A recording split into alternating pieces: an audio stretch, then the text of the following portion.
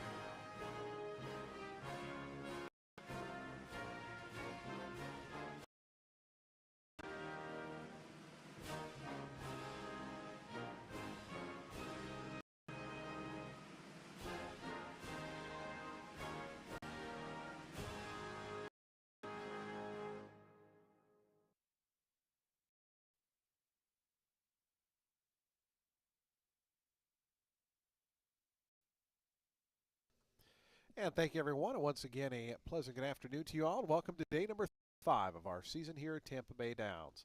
A Sunday of live racing set to go in 33 minutes. The turf is good. Rail out at 30 feet today.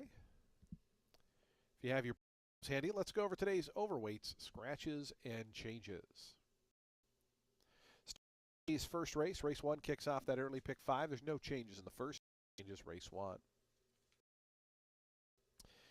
Race 2, a scratch of the number 2, that's the way it is. Scratch number 2, that's the way it is out of today's second race. Race 2, scratch the 2. And an ownership correction on the 5, Fussy Girl, should read owner Anthony Munoz.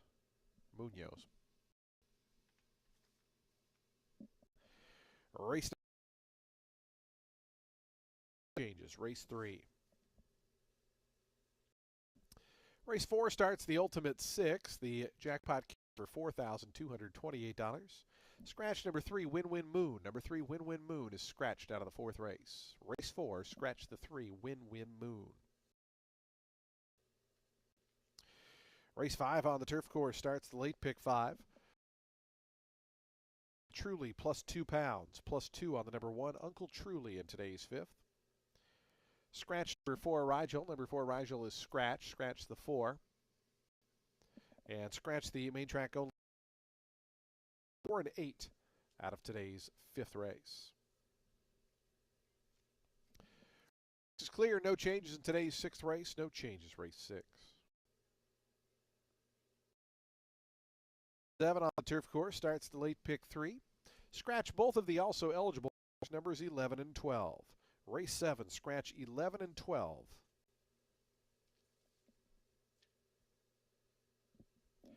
Today's 8th race, scratch number 4, Fortune Dreams. Number 4, Fortune Dreams is scratched. Also scratch number 6, Charlie Charade. Scratch 4 and 6 out of today's 8th race. Our 9th and final race, jockey overweight number 1, Dame Catherine, is 2 pounds over, plus 2 on the number 1. A jockey overweight on the number 7, Captivating Sound, plus 2 pounds, plus 2 on the 7. And scratch both of the also eligible runners, numbers 11 and 12 are both scratched. Scratch 11 and 12 out of today's 9th and final. Those are your updated overweight scratches and changes. Today's first post, Tampa Bay Downs, just 31 minutes away at 12:40 p.m. Again, the main track fast. The turf is good. We're racing under beautiful sunny Florida skies. Temperature's supposed to get to the upper 60s, maybe approaching 70 degrees. Our track handicapper, Ren Carruthers, will be coming up on your television monitors in about 8 to 10 minutes. Ren will have analysis and so.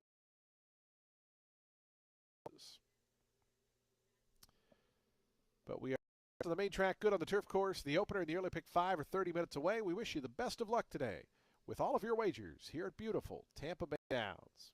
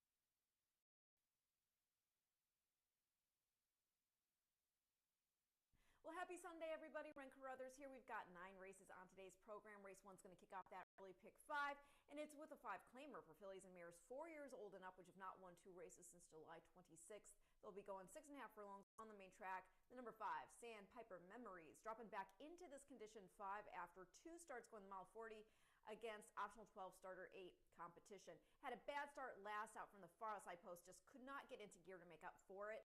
That on just an 11-day turnaround from a win at the 5N1Y level, Sandpiper Memories came up just a neck short after a troubled trip at the horse in Aphrodita. Back to this claim price and condition, she can get it done, even though we're now cutting all the way back to 6.5 furlongs. She's won at a sprint distance before. The number 2, Oscar Gaze, is in for Mike Deeney. Got right off the bench and into the winner's circle, taking a 5N1Y claimer furlongs on January 3rd. She hadn't run since October. Yeah, this is a 4-time winner. She's run in the money here at Tampa in 5 of 6 over the course. And as for that last race, the runner-up, Lady Dominance, she next ran a good 4th in an open 8 claimer, earning a 60 figure. Going to complete the top 3 with the number 3. That is Queen of Chill. Blinkers go off as she gets into this condition 5. She had the rail last out in an open, just 6 furlongs. And let's say there was no chill that day. She came out wonky, looked like she bumped with the horse outside, and then the jock was in super weird over her shoulder. And so I'm not sure if he lost an iron or what, fishtailing. So I would draw a line through that one. Start before that, that was an open 10, and she was just over her level while making a first off the layoff. She did show some competitiveness, but in the end, she finished last, beaten 8.5 lengths. Top 2 won open 10s out of there, both earning figures of 68. And the 4th place runner, Little Miss Camille, she next ran 2nd in an open 8 to Marvelous Lady, and then 3rd in an optional 8 starter 5. So I'm going to go 5, 2, 3 in race 1 to start the day and the early pick 5.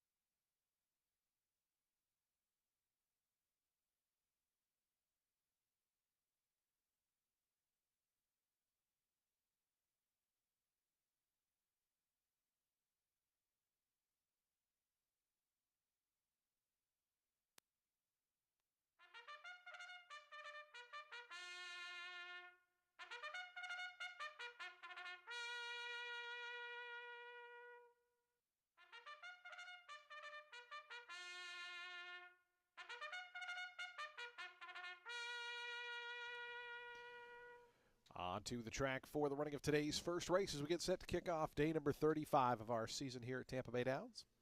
A $5,000 claiming event for fillies and mares, 4-year-olds and up. They'll be at 6.5 furlongs over that fast main track. No scratches or changes here in this field of 6. Race 1 offers daily double, exacta, trifecta, superfecta, pick 3, and we start that early pick 5. That pool just about to jump over 20,000.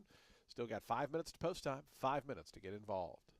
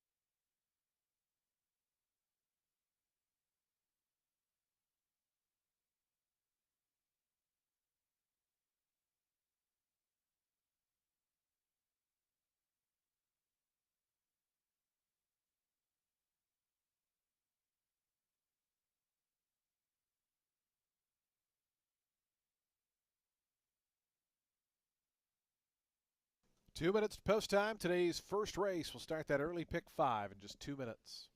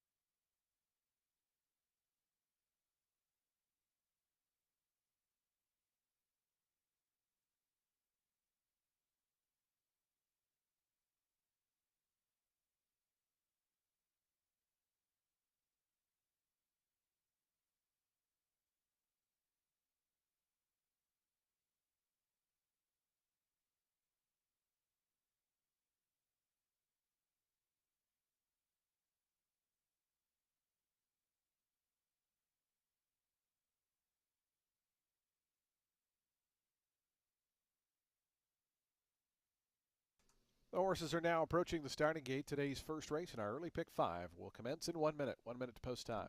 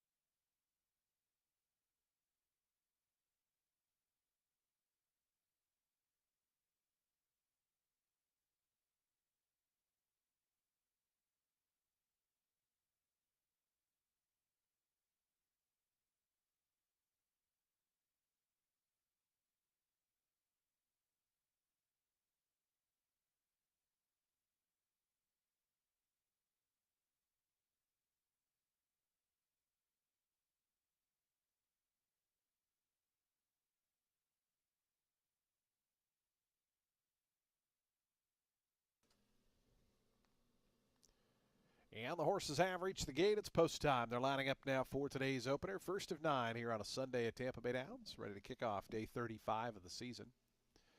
Field 6 here in the opener to go 6.5 furlongs. Your post time favorite 6-5 Sandpiper Memories. 5-2 Oscar Gaze. Velocissima 7-2 down on the rail.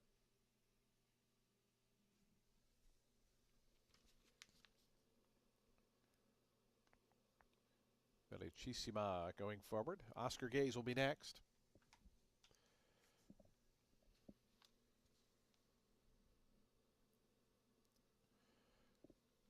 Here's Sonny Leone and Oscar Gaze to gate 2 for our current Mother Scratch Kitchen Trainer of the Month Award winner, Mike Deeney.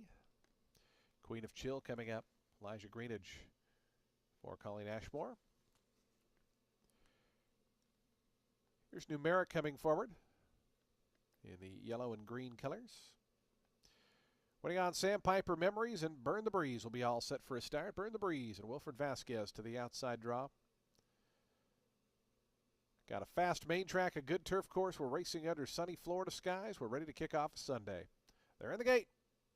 And the race is on. Burn the Breeze hopped at the start, came away last. Numeric was out in good order. Velocissima, Queen of Chill. Those two also quick. It's going to be Queen of Chill, Numeric, and out wide Burn the Breeze. Those three across the track early on. They're a length and a half in front of Velocissima, who moves through inside of Sandpiper Memories. The favorites back 5th.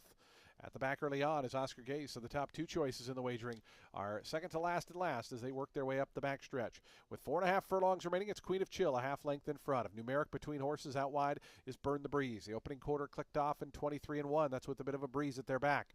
It's 2 more than to Velocissima. Another 5 now back to Sandpiper Memories and Oscar Gaze. They're spotting the leaders about 9 or 10 as they go midway on that turn.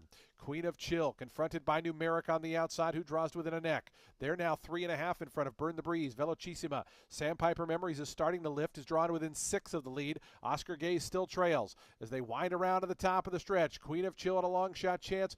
Numeric on the outside. These two on level terms, and here's Numeric coming up after the lead. Queen of Chill battles on toward the fence. 2.5 more to Sandpiper Memories, who's inching closer from 3rd. Oscar Gaze down the outside 4th.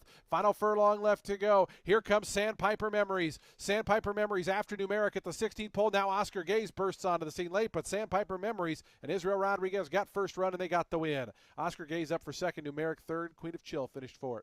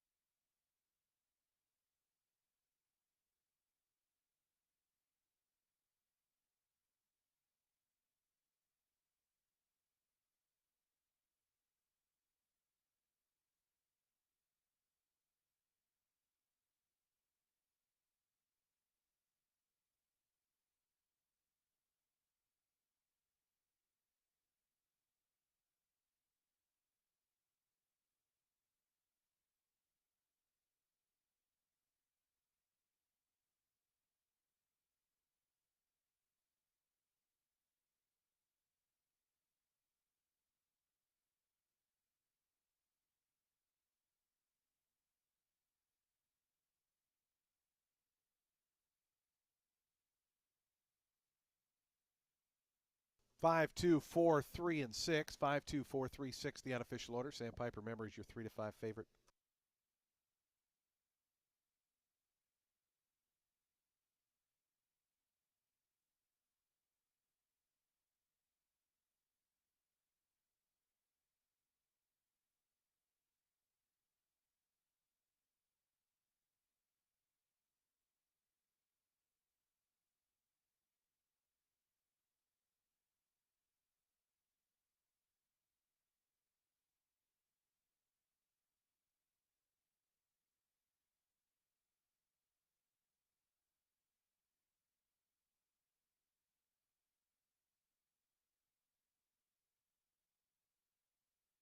Results are official. $3.40 on the win for Sandpiper Memories.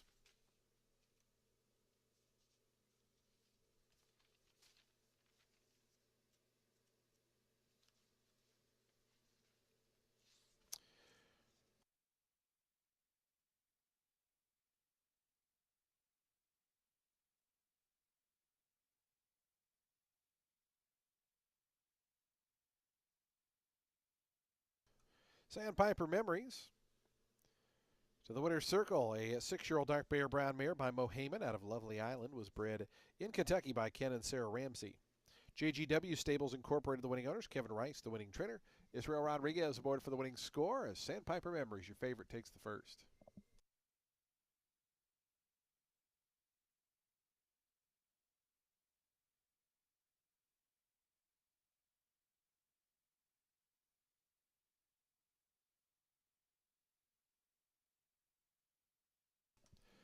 $5-2 exacta $3.90.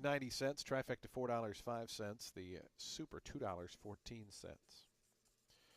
Race 2 is coming up next in 25 minutes. Today's second race will start the early pick 4. Scratch number 2, that's the way it is. Number 2, that's the way it is scratched. Ownership correction on the number 5. Fussy Girl, make the owner Anthony Munoz. Today's second race again starts the early pick 4. Post time is coming up in just 25 minutes.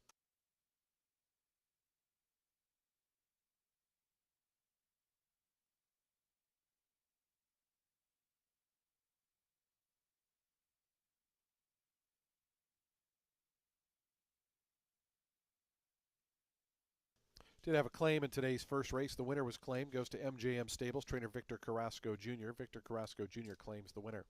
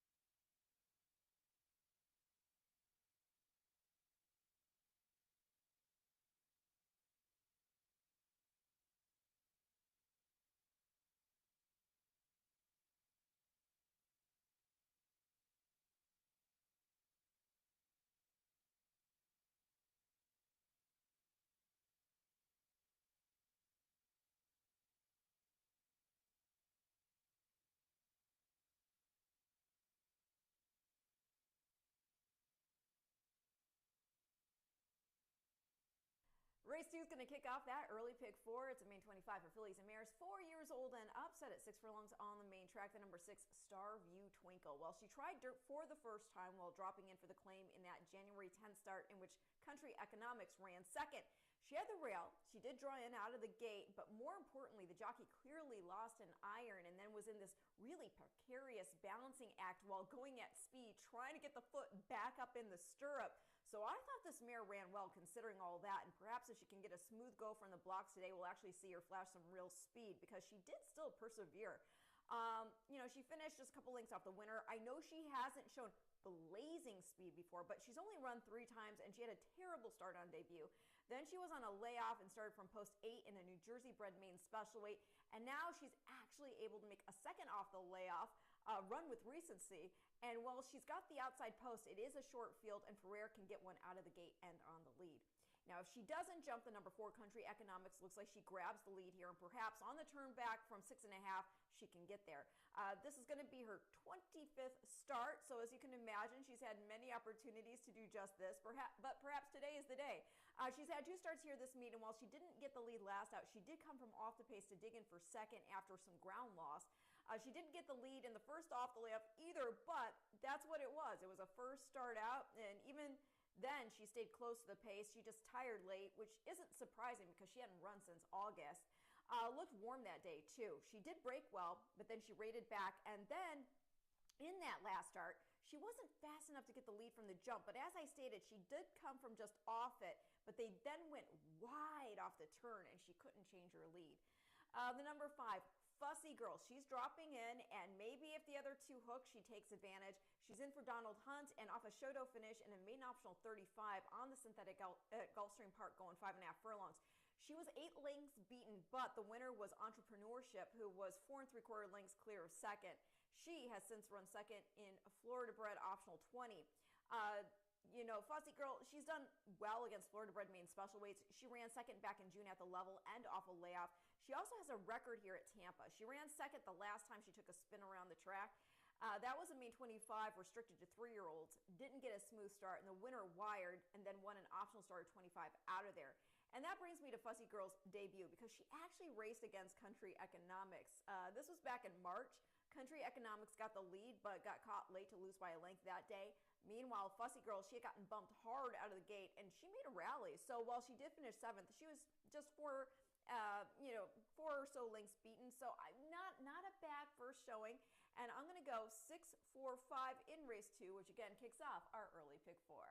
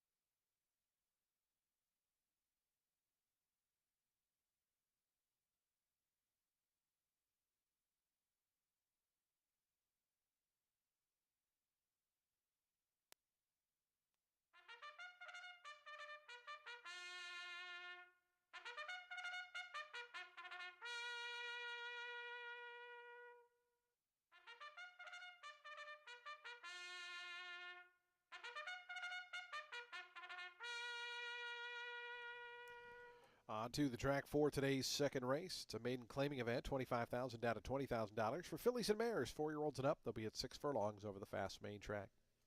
Scratch number 2, that's the way it is. Number 2 is scratched. Field of 5 remain in. Race 2 offers daily double exact trifecta super pick 3. We start that early. Pick 4, post time at 7 minutes.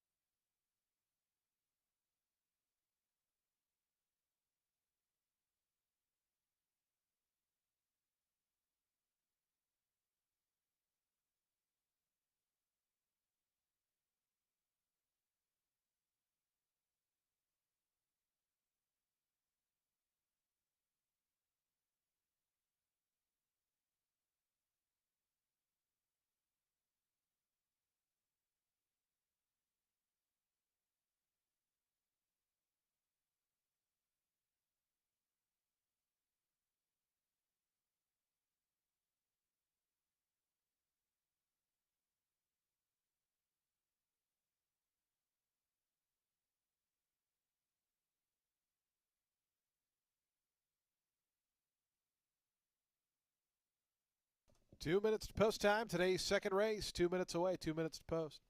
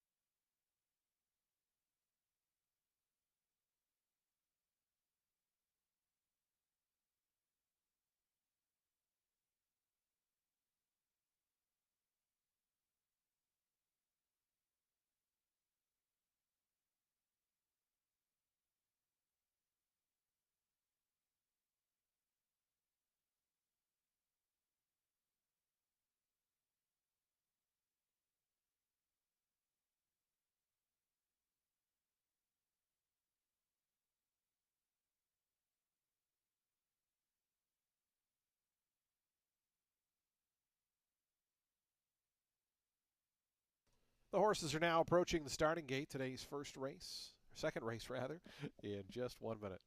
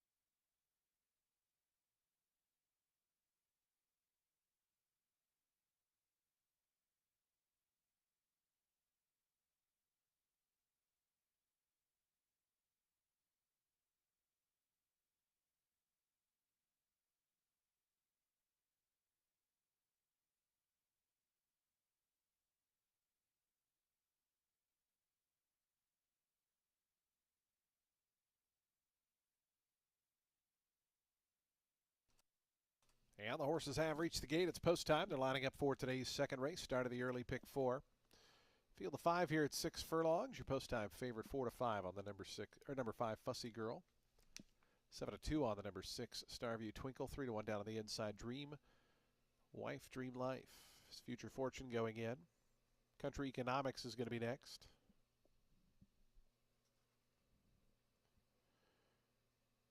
Fussy Girl, Starview Twinkle, the final pair, just about set for a start. Ready to kick off the early pick 4 here on a Sunday. Race 2 here at Tampa Bay Downs. Starview Twinkle, Jose Ferrer. Jose with a riding triple yesterday.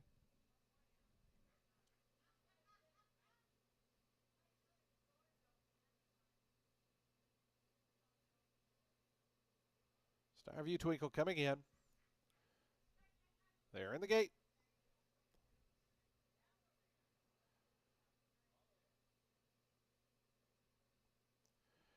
And the race is on. Bit of a slow start there for Dream Wife, Dream Life, who came away last.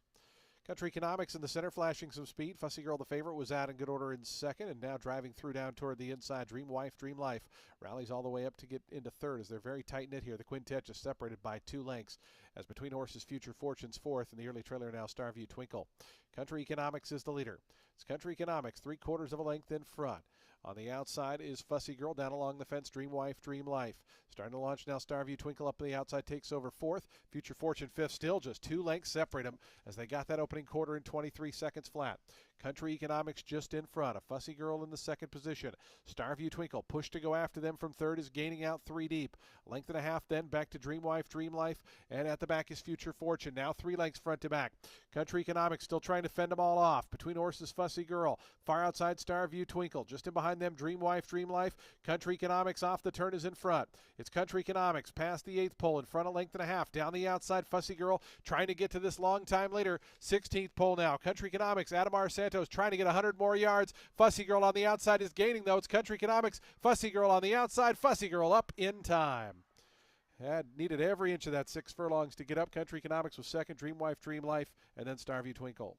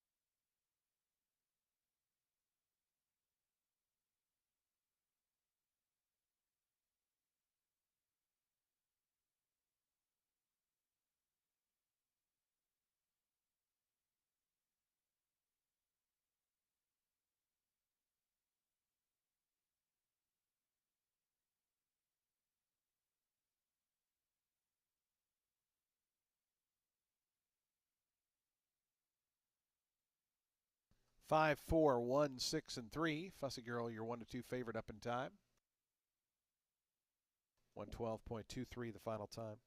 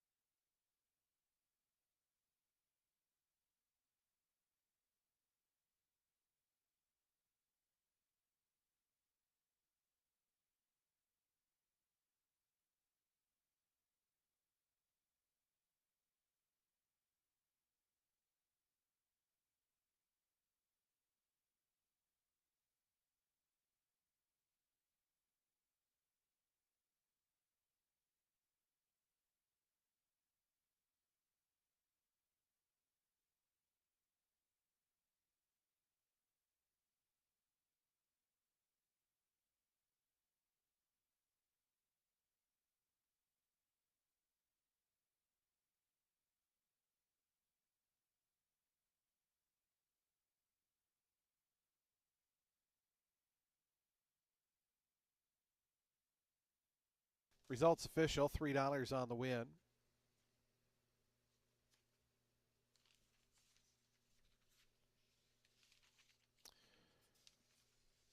Fussy Girl to the winner's circle. Breaks the maiden here. 4-year-old dark bay brown filly by Adios Charlie out of Scorched Earth. It's bred in Florida by John Shaw. Anthony Munoz, the winning owner. Donald Hunt, the winning trainer. Sammy Camacho aboard for the winning ride. Fussy Girl, your favorite scores here in the second.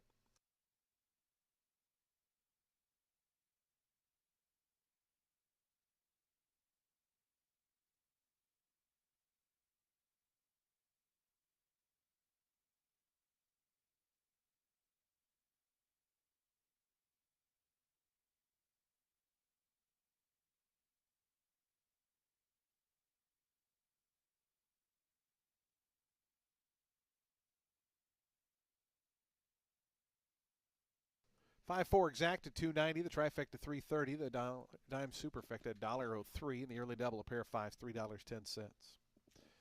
Third race coming up next. Race 3 at 6 furlongs. Field of 7 set to go. No scratches or jockey changes here. Post time for the third, 22 minutes.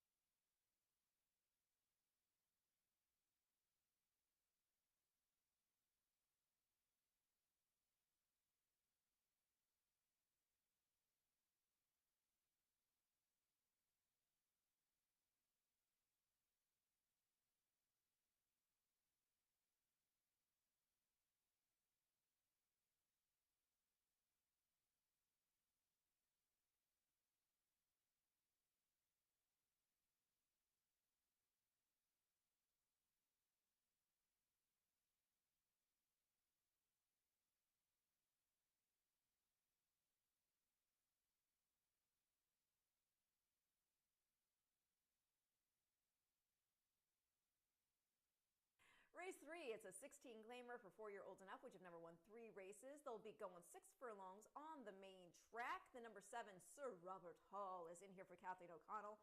He put together 2 fine performances off the layoff. He won an 8 and 2 out by 2 3/4 lengths over Zingale's King.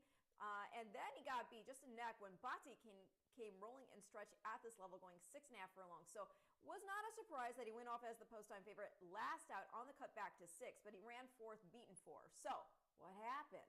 Well, he didn't look particularly focused before the gate pop. He was a bit further back than he'd been, and then he tried to go after the pace setter. That was and he started to roll into the turn, but took him out wide around it, and Sir Robert Hall flattened out and stretched. I think if he can break well, he can press and hopefully push on for the win today. The number 6, Smart Joker, is in here for Matthew Kintz. This horse is super consistent. He ran in the money in 8 of 10 starts last year, capping it off with a runner-up finish here at Tampa in an 8 and 3L over Sloppy Seal going at the 7 furlong distance. This was after dueling throughout. Now, he is stepping up in class, but it's not that big a leap. And the last time he ran on a fast track here, he pressed, got the lead, and then proceeded to open up and crush by 7 1/4 lengths. That was a 6.5 furlong 8 and 2L. This will also be a first start off the claim, and you've got Marin up. Going to complete the top 3 with the number 1. That is Maptitude. He's kind of hot and cold, but when he's good, he's quite game. I do think he is best when the track is sloppy, but he did show speed before fading in the Tampa debut, which was a 25 and 3L. Then in start 2, dropped in for 16. He came from off the pace to finish just 3/4 of a length off Bati King, earned a 70 buyer figure for that. Then there was that start last out, and it was kind of perplexing. He was further back than usual, wide, looked like he was done at one point, backing totally up around the turn for home. And then he went really wide off that, and then once he changed lead and stretch, it looked like there was still some get up and go. And while he did finish 5th, he was just 4.5 lengths back. Song Runner was game 2, so taking nothing away from him, though he did have a nice ground-saving journey by comparison. So just thinking that Maptitude might be poised to put in one of the better performances that he is capable of, and that will make my top 3 7, 6, 1 in race 3, which again kicks off our next pick 4.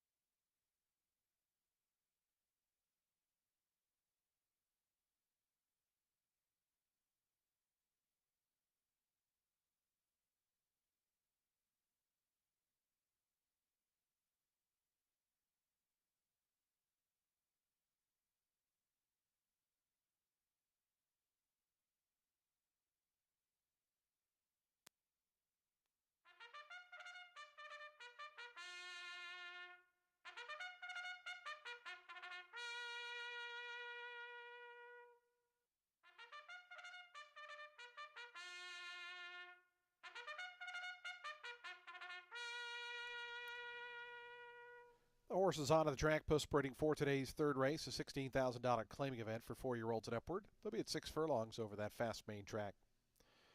Field of 7 set to go. No scratches or changes here in today's third.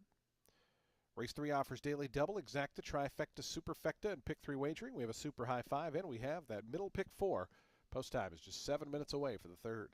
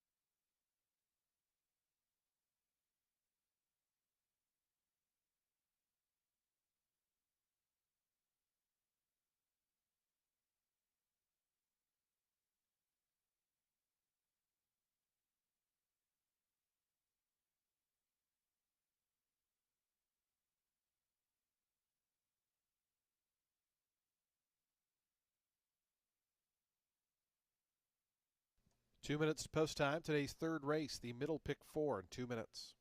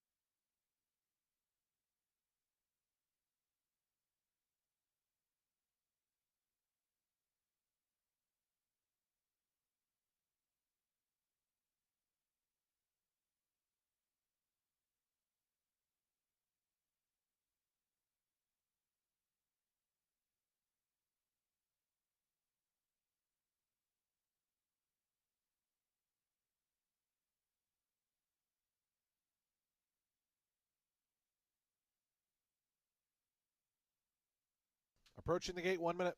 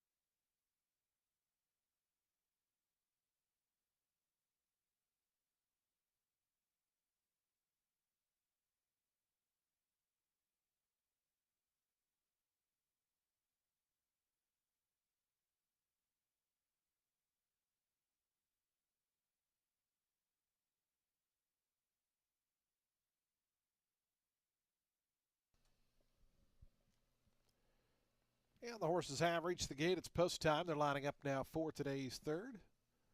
Start of the middle pick 4 here. Field of 7 at 6 furlongs. Your post time favorite to the outside, number 7, Sir Robert Hall at 8-5. 3-1 on the number 2, Songrunner. 4-1, number 6, Smart Joker. Songrunner moves forward. Here's Russian Hammer to gate 3. Jose Batista for Pedro Posadas. Zingales King in the yellow colors to gate 4. Waiting on Road Minister, Smart Joker, and Sir Robert Hall will be all set for a start here in today's third. Smart Joker, Samuel Marin with a riding triple yesterday.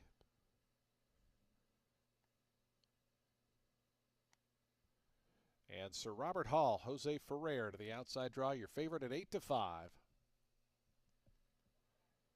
Sir Robert Hall. Coming up. Sir Robert Hall goes in. They're in the gate.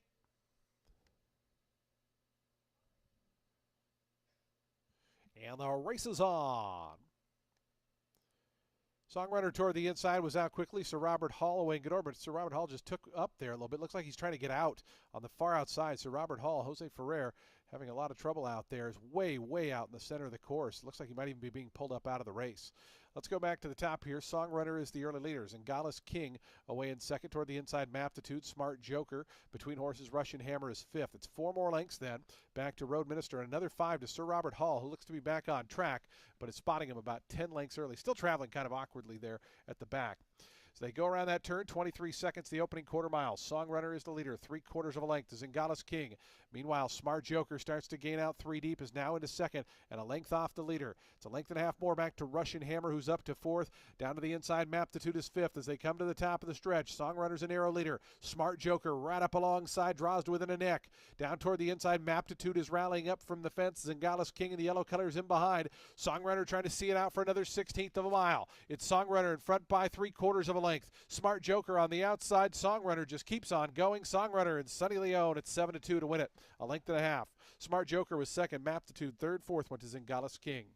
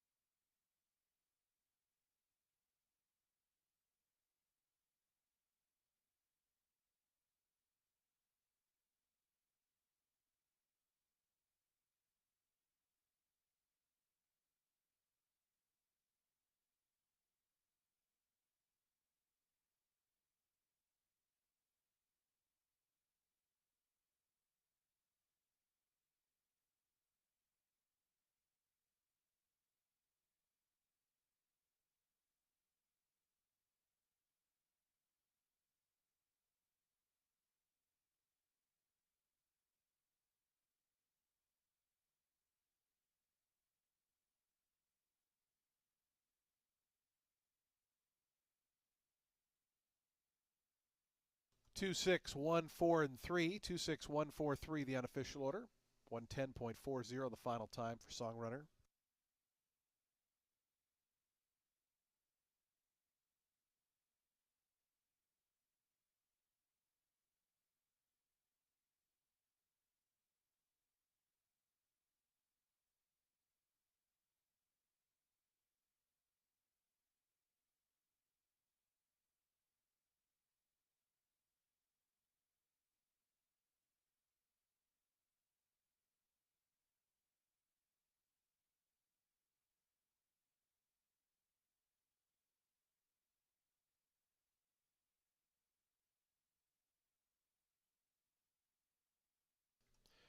Song Runner into the winner's circle. 6-year-old Bay Gelding by Song and a Prayer out of Kentucky. Song was bred right here in beautiful Florida by Colony Pine Farm LLC.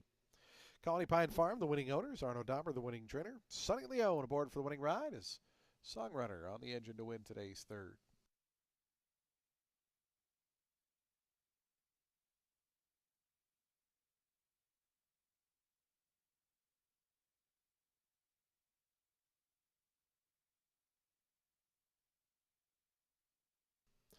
Two six exact to $31.30. The trifecta 261.7750. Dime Super $47.30. Daily Double 5 and 2 $15.90.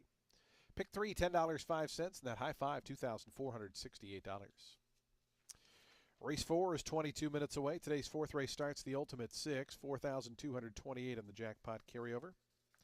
Scratch number 3, Win Win Moon. Number 3 is scratched, so a field of 6 to go 6 furlongs. Race 4, the Ultimate 6 in 21 minutes.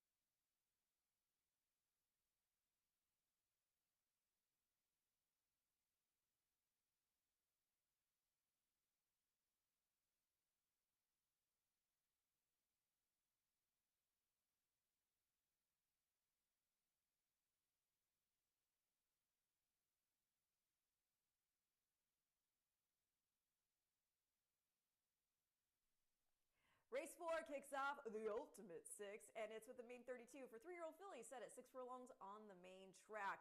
The number 4, That's Funny, in for Sacco. She's a first-time starter, and while those first-out numbers aren't up there for the barn, it's one of those that can score first out, and she's got a lot of works on the tab. None of them make you go, wow, but that doesn't necessarily mean that she can't contend at first asking at this main 32 level. She debuts with Lasix, and she's got a real nice pedigree. She's a daughter of Practical Joke, and out of the Smart Strike mare, That's Smart. That Smart is a half-sister to stakes-placed Loon Cry, and the Granny Final Escrow by Bernardini, she was stakes-placed and is a half-sister to Florida Derby winner Vicker. Of course, the number 6, Madame Matoli. She looks tough in here on the drop-in from Maine Special Weight Company. She's been competitive in every start. She was a bit of a speed and fade off the layoff here on December 7th. She was 10 1/4 lengths beaten ultimately, but she was tired chasing after Vuela Paloma. That race produced 2 next out winners as well, with Flight of Fancy, Flight Lion's little half-sister, scoring here on Friday. And then the third place, Costa Amalfitana. She locked down her own win on the 11th, 4 3/4 lengths, the best of My Little Wildcat, who's in post number 2 today. More on her in a minute. Madame Matoli, she's exiting a 4th place finish on Christmas Eve. That was another main special weight, this time at 7 furlongs. And take in mind, as I've mentioned before, on that day, you had to be on the lead or just off it to win that day. She was a couple lengths back. She tried to make a bid. She looked determined. She angled off to the outside off the turn, and then she tired in stretch. The runner-up, Cottage Garden, just got the Shoto here on Friday, 9 3/4 lengths back of Flight of Fancy. Going to complete the top 3 with the aforementioned number 2, My Little Wildcat. Nice debut, showed speed before tiring to 5th. She's now taking a drop, gets Lasix, has the benefit of experience along with a great draw while maintaining a weight allowance. So I'm going to go 4, 6, 2 in race 4, and your Ultimate Six starts now.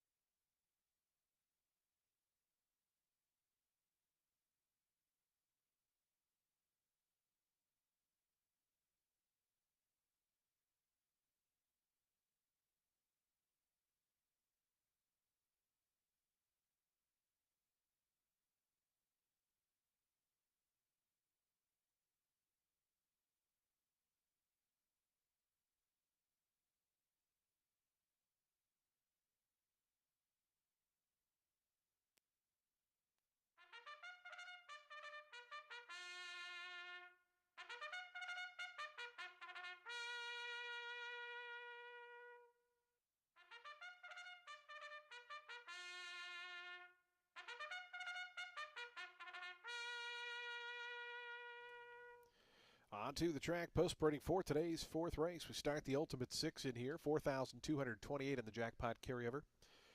Have to be the sole winning ticket to take home the entire jackpot. It starts here in race 4. Scratch number 3, Win Win Moon. Number 3, Win Win Moon is out. Field of 6 remain in. It's a $32,000 maiden claiming event for 3-year-old fillies at 6 furlongs. Race 4 offers daily double, exacta, trifecta, superfecta, pick 3, and Ultimate 6 wagering post time in 6 minutes.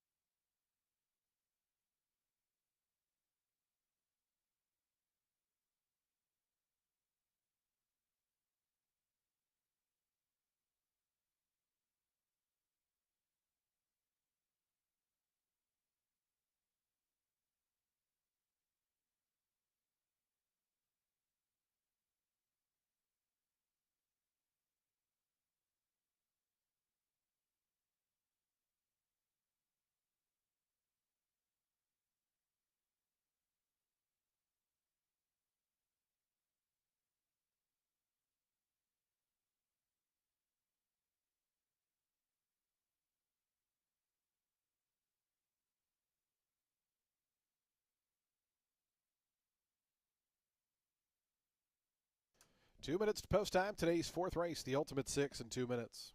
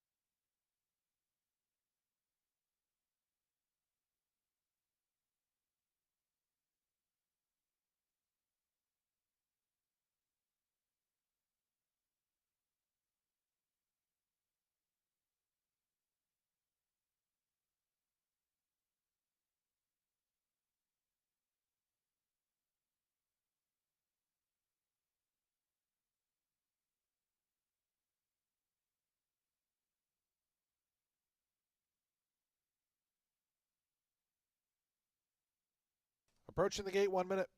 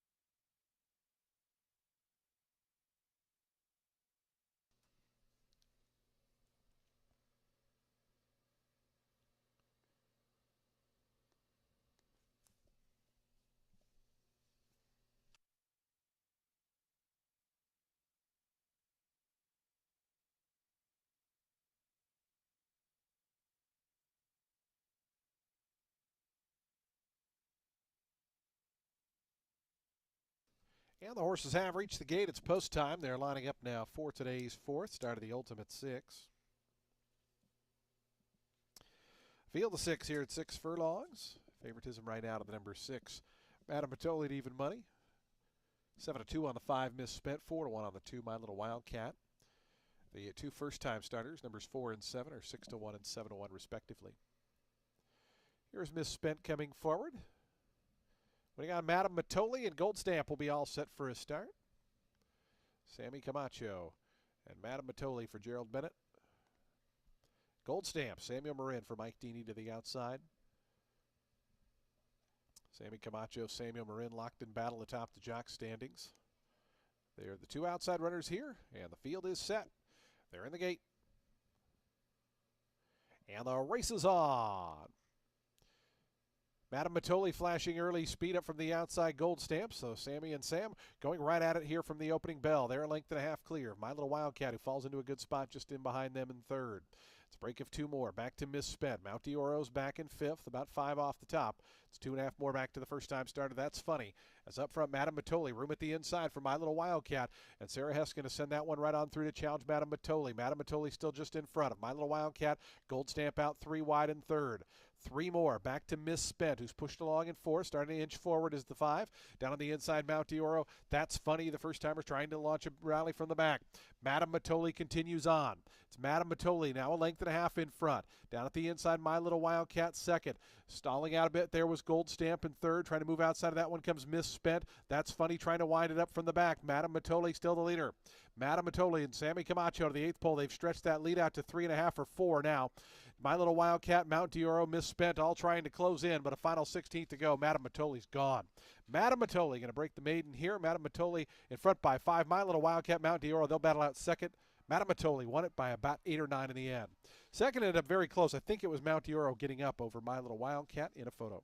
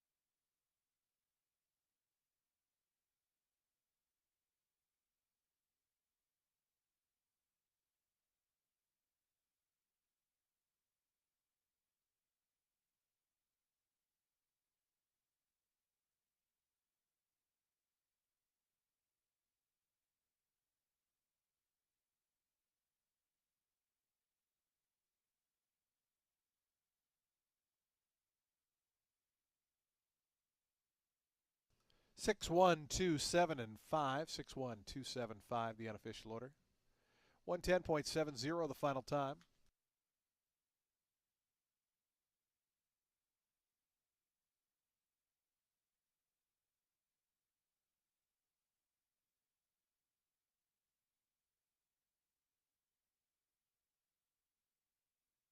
Results official, $4 on the win for Madame Mitole.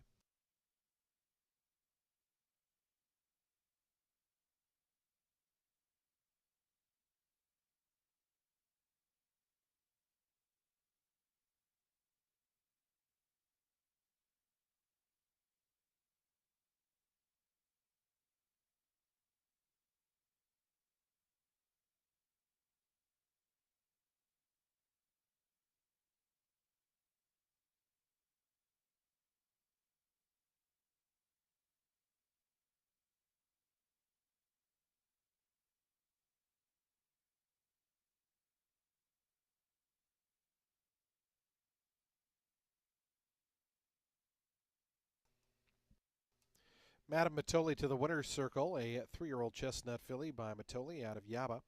Bred in Kentucky by Fox Point Thoroughbreds. Mr. Pug LLC and JPG2 LLC are the winning owners. Gerald Bennett, the winning trainer. And Sammy Camacho aboard for the winning ride is Madame Mitole victorious here. Give Sammy an early riding double.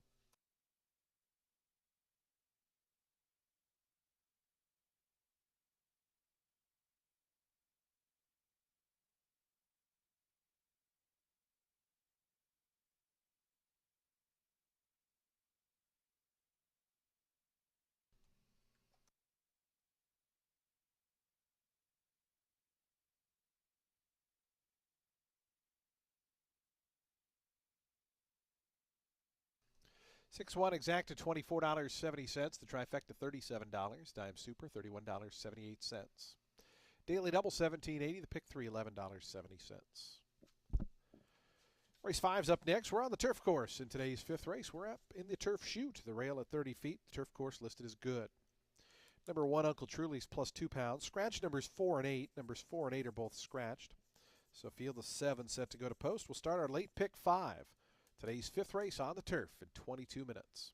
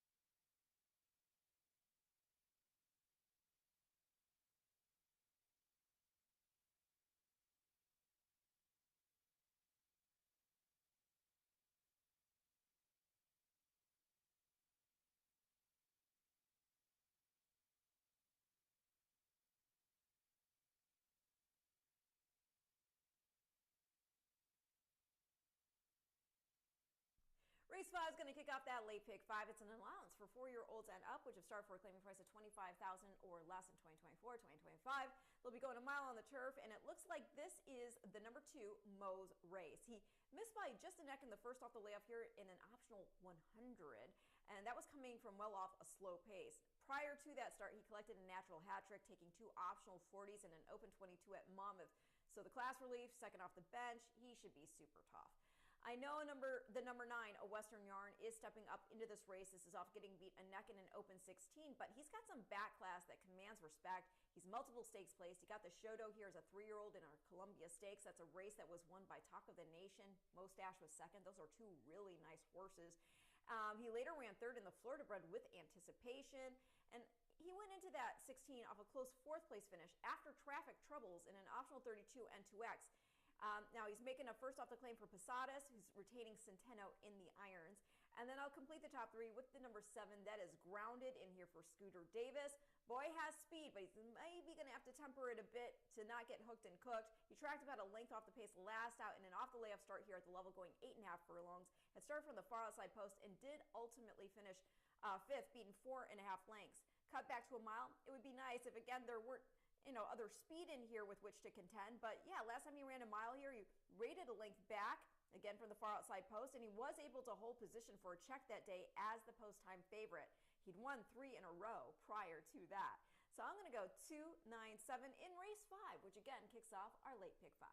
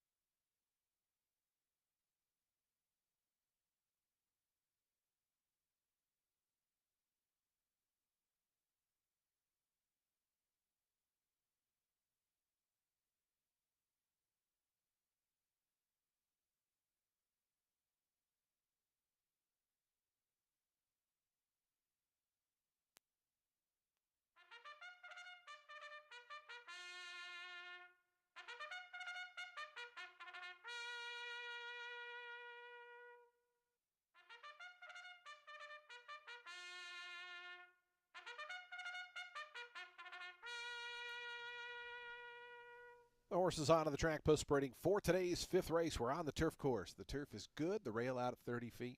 We're at a mile distance. This is a starter allowance for 4-year-olds and upward.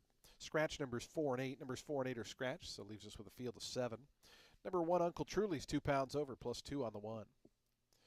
Race 5 offers daily double, exacta, trifecta, superfecta, and super high 5 wagering. We start at pick 3. We start that late pick 5. Post time is just 7 minutes away.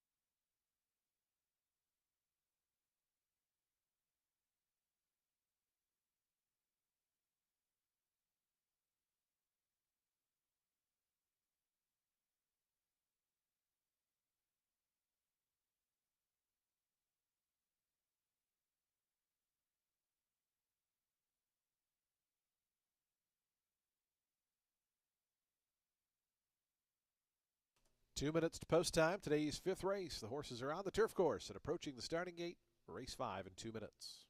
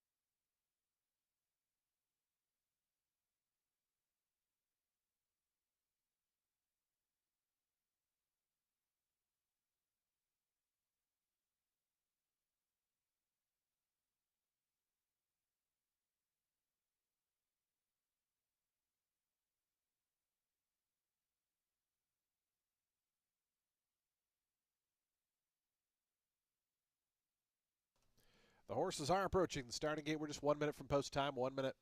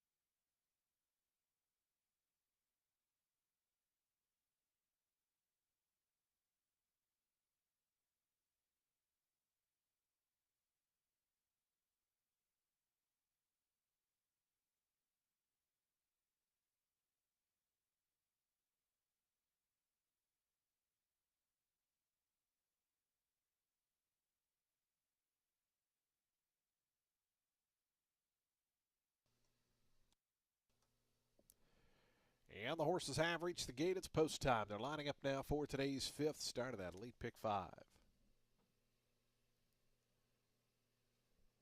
Field of 7 here at a mile. Favoritism to the number 2 Mose at 4 to 5, coming off a string of really strong efforts.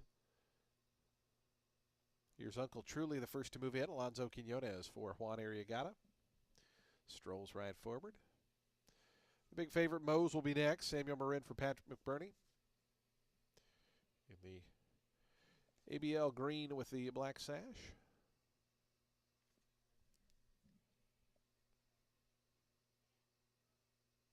Here's Pando. Sonny Leone for Tony Wilson to gate 3, 25 to 1 long shot. Just in time for wine. Michael Wright trains with Adamar Santos on board. Here's Painted Warrior. Winning on Grounded and a Western Yarn will be all set for his start. Today's 5th late pick 5 time here at Tampa. Grounded coming up, a Western Yarn. Daniel Centeno to the outside draw.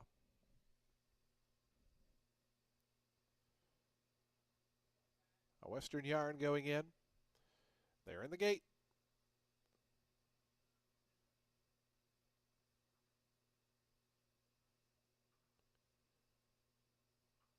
Western Yarn acting up on the outside, settles down. And the race is on. Just in time for Wine, sent for his normal speed, goes out to the early advantage. Up from the outside, grounded is forwardly placed, and Painted Warrior in between those two. But just in time for Wine makes the lead by the wire. Here's Painted Warrior coming after that one, 3/4 of a length back in second. Way on the outside, grounded, now going to try to work over as they run to that first turn from third. Down along the fence comes Uncle Truly, moving out to the outside of Western Yarn is fifth. Then comes Pando. Mose, the big favorite, is the trailer early on, and about 8 or 9 off the lead of just in time for Wine. Ademar Santos, and just in time for Wine through an opening quarter in 22 and 1/5 seconds.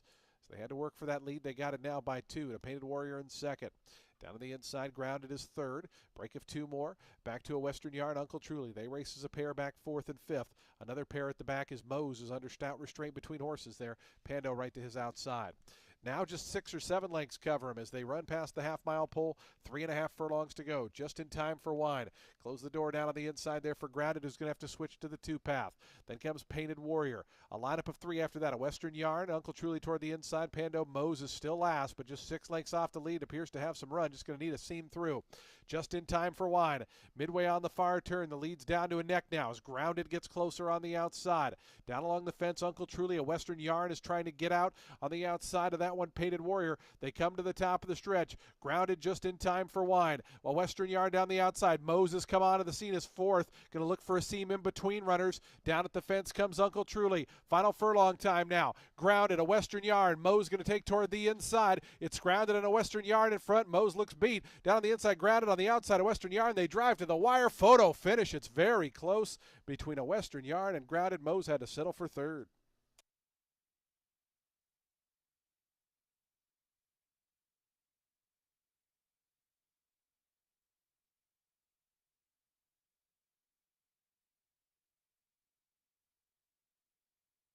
Photo finish, 137.15 the final time. Here's the slow-mo.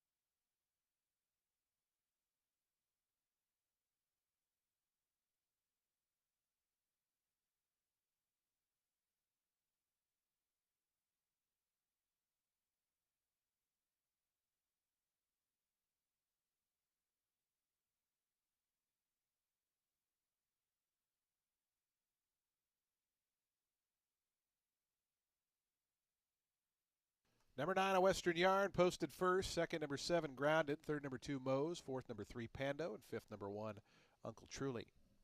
9, 7, 2, 3, and 1. 137.15 the final time.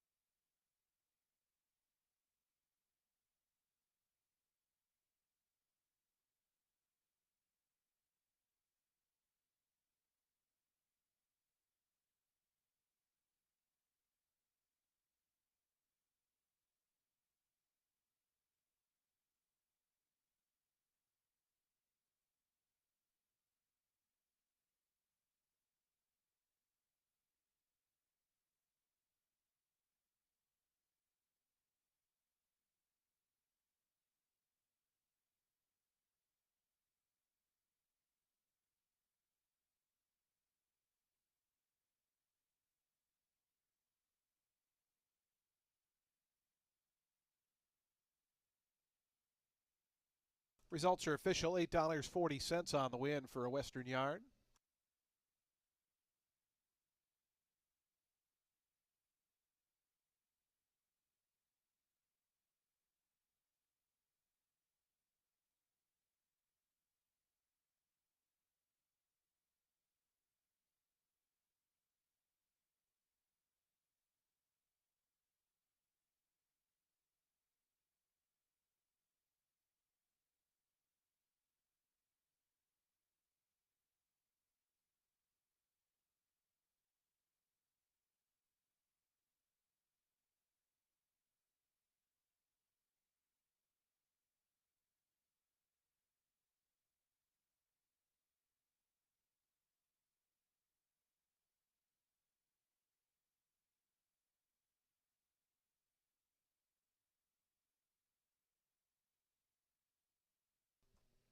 A Western Yarn to the winner's circle. 5-year-old Dark Bear Brown Horse by Eastwood out of Basket Stitch. Bred in Pennsylvania by Equivine Farm LLC. Pedro Posadas and Stacy Posadas, the winning owners. Pedro Posadas, the winning trainer. Daniel Centeno aboard for the winning ride. A Western Yarn wins the photo here in today's fifth.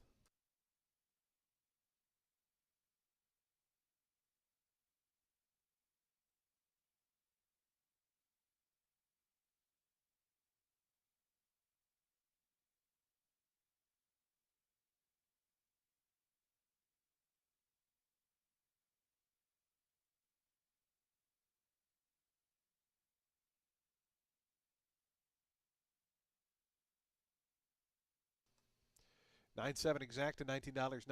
Trifecta $24.25. The dime super $26.06. Daily double 6 and 9 returns a nice $13.90. Pick 3 $49.10. Pick 4 $55.25. That early pick 5 $110.80. High 5 $490.70. Race 6 is up next. We'll start that final pick 4 on today's program in just 20 minutes. Field of 7 set to go the mile and 40 yards here on the fast main track. No scratches or changes. Post time for the 6th in 20 minutes.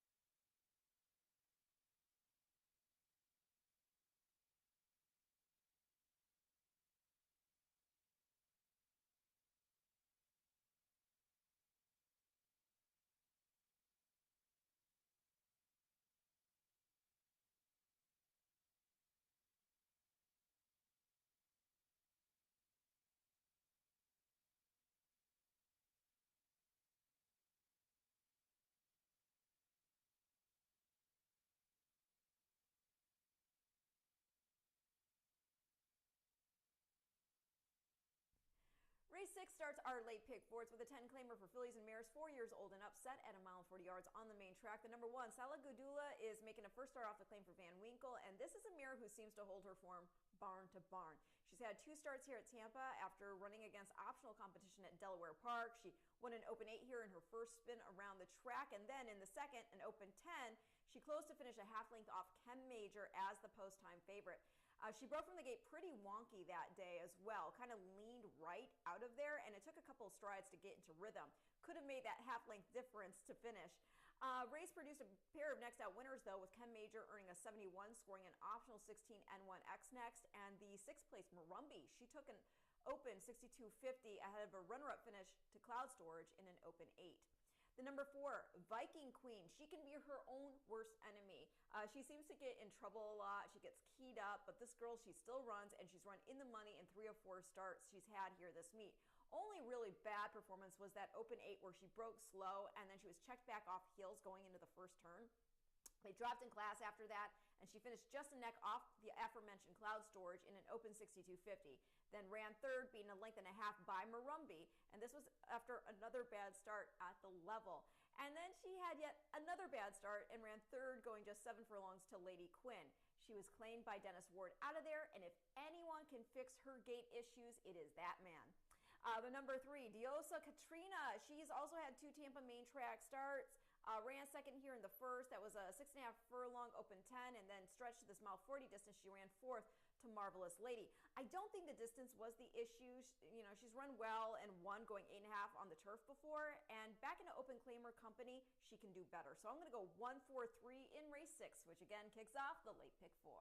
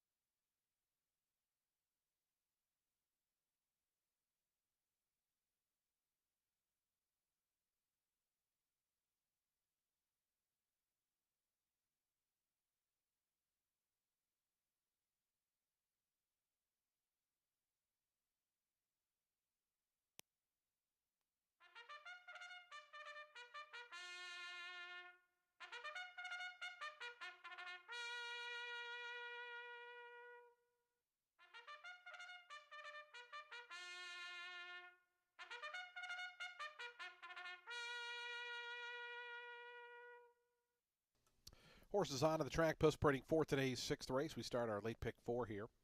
$10,000 claiming event for fillies and mares, 4-year-olds and up. They'll be at a mile and 40 yards over the fast main track. Field of 7 set to go here in race number 6. We offer daily double, exacta, trifecta, superfecta wagering, super high 5 as well, pick 3 and pick 4 wagering. There's no scratches or changes. Today's sixth race in 5 minutes.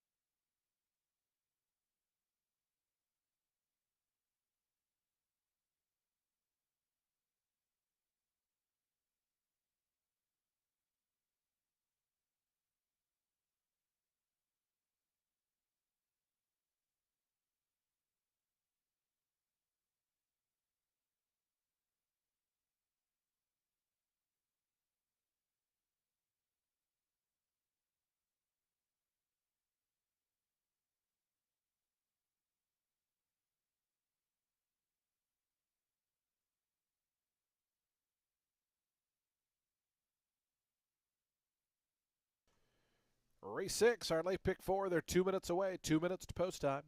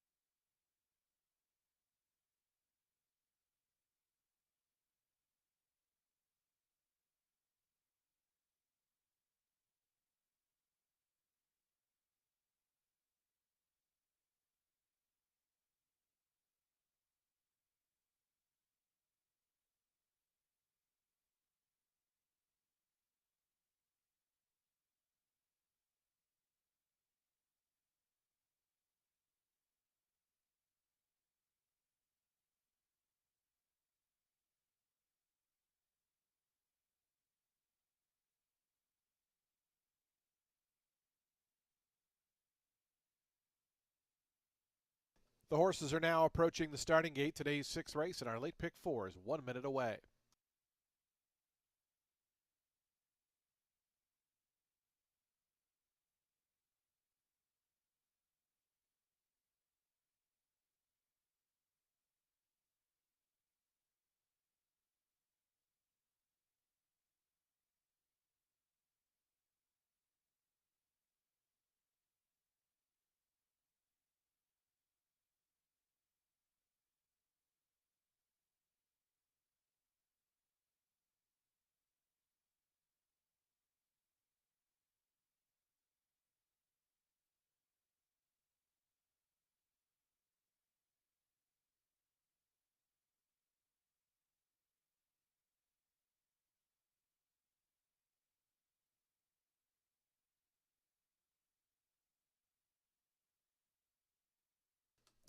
And the horses have reached the gate. It's post time. They're lining up now for today's sixth race as we start the late pick 4 here at Tampa Bay Downs.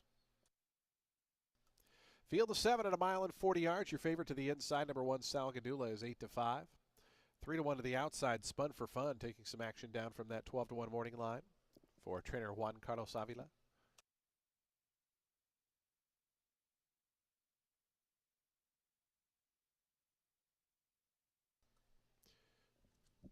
Lady Dominance, Diosa Katrina moving forward. Here's Viking Queen, Jose Ferrer for Dennis Ward. Dennis been enjoying a fantastic season here.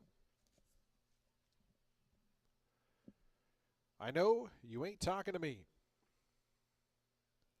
Anthony Rodriguez goes in.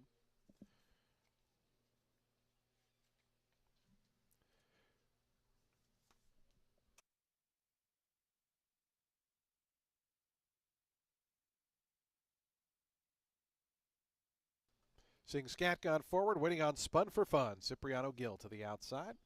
Starter Eddie Boobles to send them on their way 1 mile and 40 yards here in today's sixth late pick 4 time on a Sunday. They're in the gate. And the race is on. Lady Dominance in between horses. Spun for Fun from the outside. Salgadula looking for space up on the inside, and I know you ain't talking to me is also forwardly placed. It was tight there for Diosa Katrina in the early going, but that one is now up just in behind the leaders. Salgadula, and I know you ain't talking to me. Those two 1-2 in the early proceedings. Diosa Katrina moves to the outside now to attack from third. Length more back to Lady Dominance. Spun for Fun out wide. Sing Scat trying to move up as Viking Queen's a little tough to handle on that first turn. As they go through that opening quarter mile. I know you ain't talking to me. 24-4, so it's pretty modest tempo here. And I know you ain't talking to me leads it by 2. To Diosa Katrina. Sing Scat went by several rivals, is now up to third on the outside. Down at the fence goes Salgadula fourth, about 4.5, 5 behind this tearaway leader. It's a length and a half after that to Lady Dominance, who races fifth. Spun for Fun is to her outside. Viking Queen is the trailer still with 3.5 furlongs remaining. I know you ain't talking to me is now just a length and 3/4 in front of the team of Diosa Katrina and Sing Scat. They race second and third. They're two clear. Salgadula just dropped right out of it. Salgadula didn't see if there was a bad step or what, but quickly plummeted back to the back of the pack. As up front, I know you ain't talking to me, the leader. Sing Scat continues to chase along with Diosa Katrina. Spun for Fun is 4, 3 lengths behind. Viking Queen is starting to commence a rally. Here's Viking Queen in the yellow cap on the far outside. They've still got to get I know you ain't talking to me. I know you ain't talking to me. Just the leader as they come to the 8th pole. Down along the inside comes Diosa Katrina. Far outside, Viking Queen continues to gobble up ground. 16th of a mile left to go. I know you ain't talking to me. Viking Queen down the outside. Lady Dominance between horses. Viking Queen right over the top. Lady Dominance trying to go with her. Viking Queen and Lady Dominance. Viking Queen, I think, got it. Lady Dominance was second. I know you ain't talking to me third. Then came Diosa Katrina and Spun for Fun.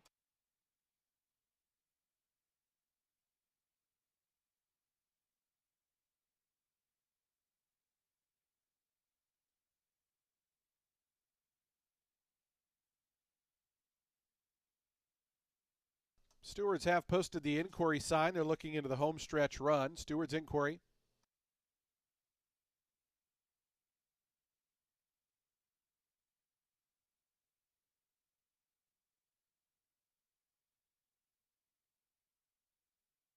Yeah, Stewards inquiry here into today's sixth race. Looking at the run down the home stretch. Please hold all tickets.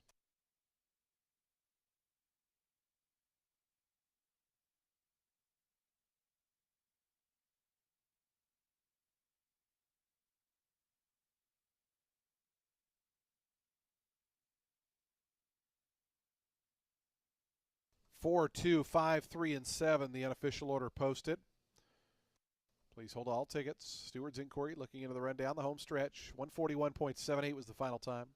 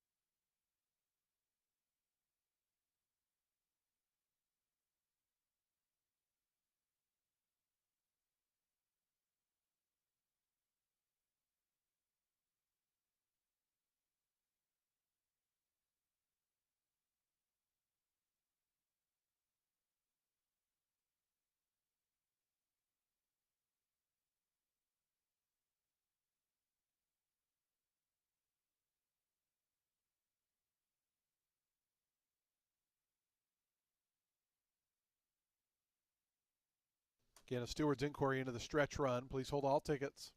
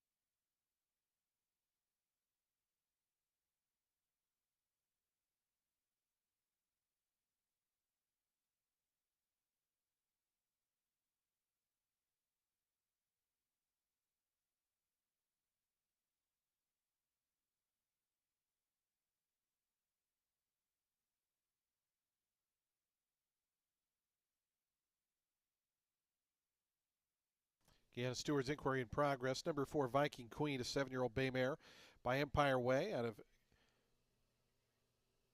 Kiss Me I'm Danish. Bred in Kentucky by Huntertown Farm LLC. Riding Jack Racing, the winning owners. Dennis Ward, the winning trainer. Jose Ferrer aboard for another win. Big weekend for Jose. As Viking Queen at 9-1, your unofficial winner. Again, this race is subject to a steward's inquiry. They are looking at the home stretch run involving several of the runners of today's 6th race. Please hold all tickets.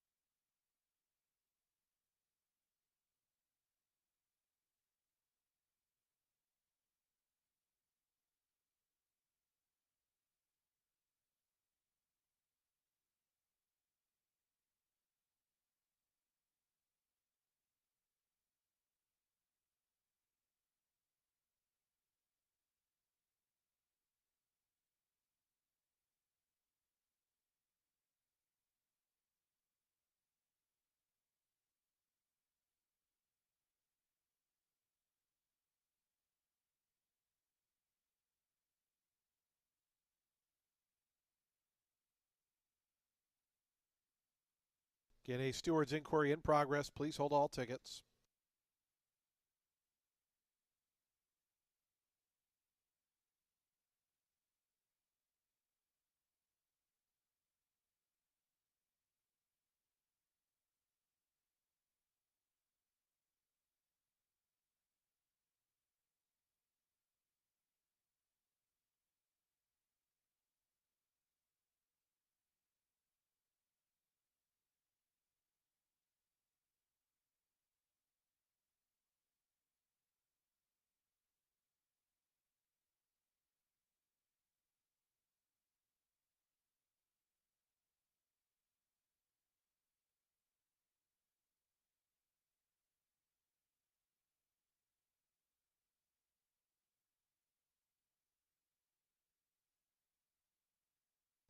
Ladies and gentlemen, we are going to have a disqualification here for interference in the home stretch. Number 2, Lady Dominance, has been disqualified from second and placed sixth behind the number 6, Sing Scat, for interference against both numbers 7 and 6 in the home stretch.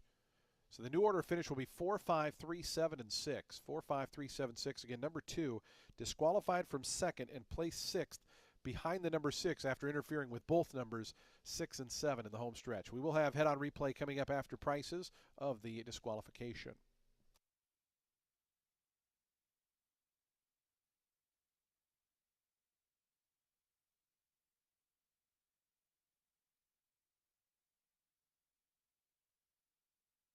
Again, the new order finish 4, 5, 3, 7, 6. Number 2 disqualified from second and placed sixth behind the number 6 horse for interference against both numbers 6 and 7 in the home stretch. 4, 5, 3, 7, and 6, your new unofficial order finish. Results are now official. Viking Queen, official winner, returns $20.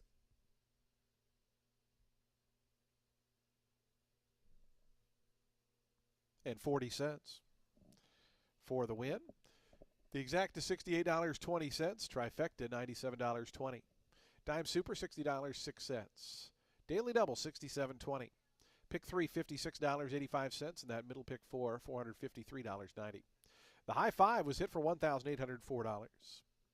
Race 7's just 17 minutes away. Scratch numbers 11 and 12. 11 and 12 are scratched. On the turf course, a field of 10 set to go a mile. We'll start the late pick 3 up next in 17 minutes.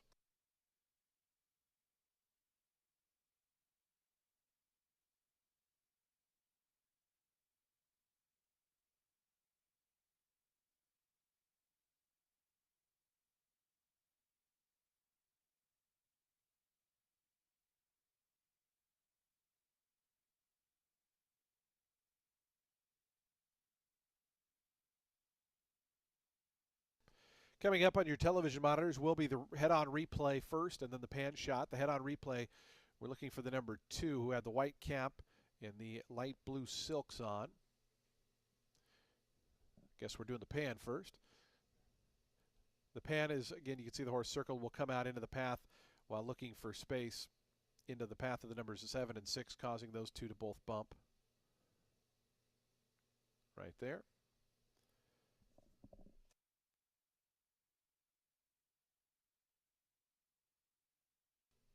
Next up will be the head-on.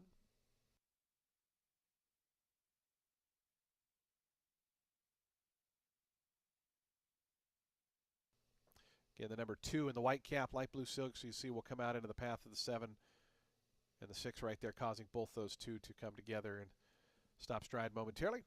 Thus the reason for the disqualification. Number 2 was placed behind the number 6, who also finished behind the number 7. So order finish 4, 5, 3, 7, 6.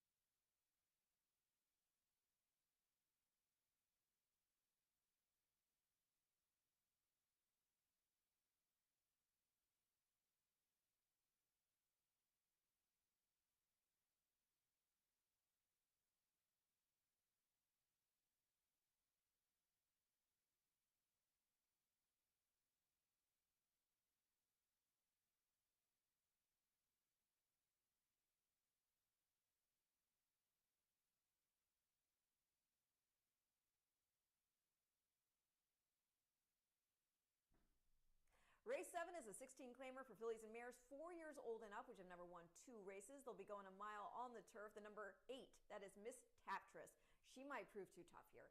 She's got recency. She's dropping in class. She's had 3 starts since coming off the bench. She won a main 16 at Gulfstream going 8.5. She did it by 6 dominant lengths over a next out winner in Benita Breeze, who had come here to Tampa, scored a main 25 by 5.25 lengths. Miss Taptress then put in 2 Shodo performances at Gulfstream against 35 and 2Ls. Every horse but the winner in the November 29th start ran in the money next out. But that winner, she wasn't bad in her subsequent race either.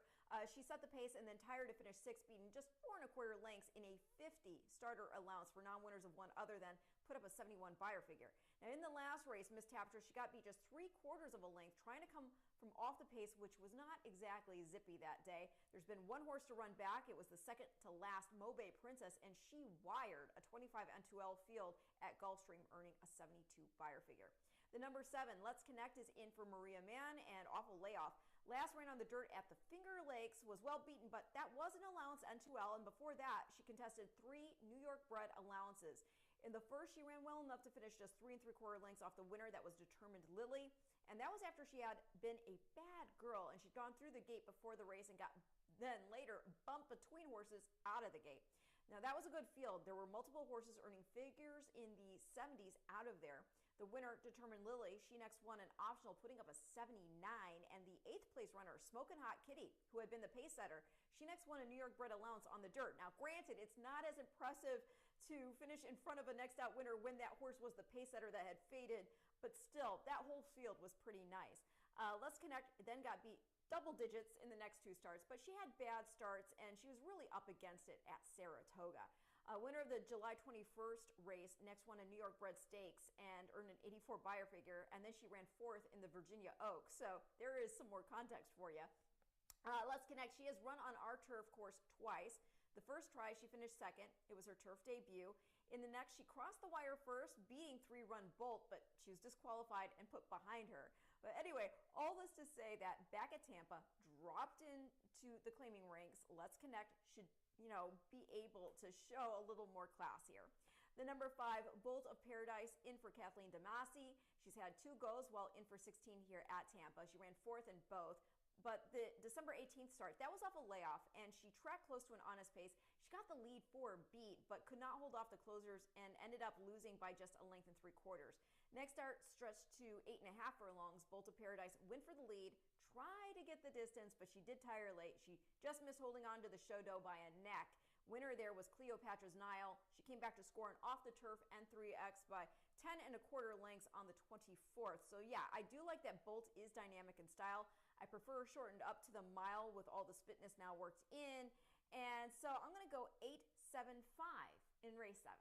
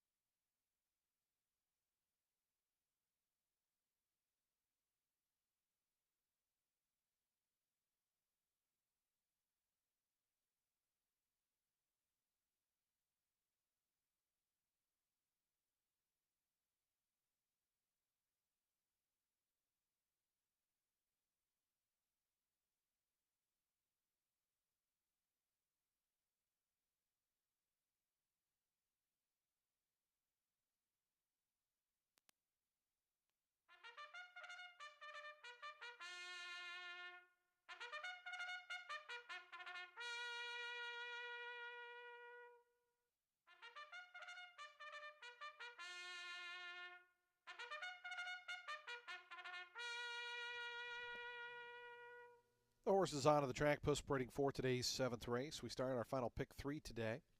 A $16,000 claiming event for fillies and mares, 4-year-olds and upward. They'll beat a mile on turf. The turf is good. The rail at 30 feet. Scratch the also eligible runners, 11 and 12 are scratched. Race number 7 offers daily double exacta, trifecta, superfecta, pick 3, and super high 5 wagering post time for the 7th in just 4 minutes. 4 minutes to post time.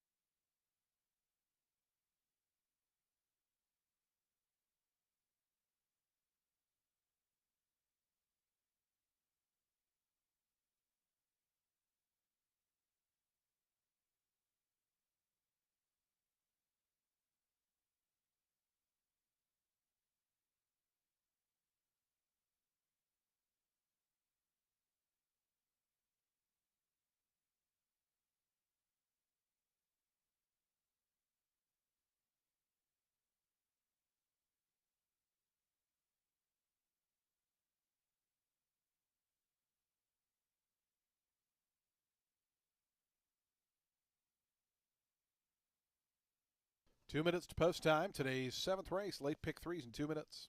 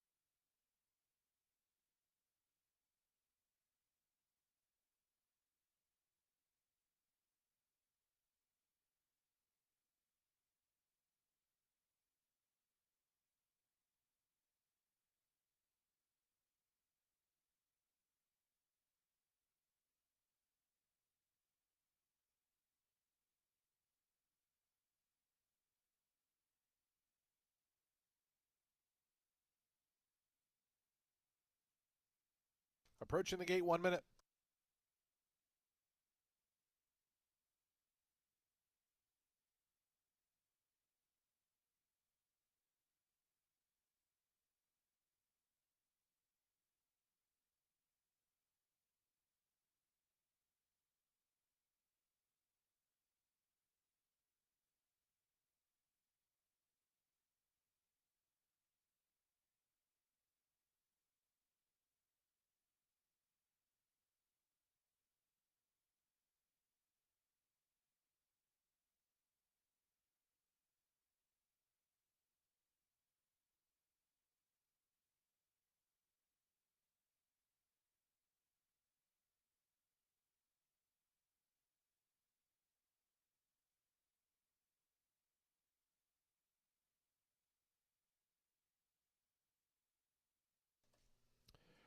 And the horses have reached the gate. It's post time. They're lining up now for today's 7th. Start of that late pick 3.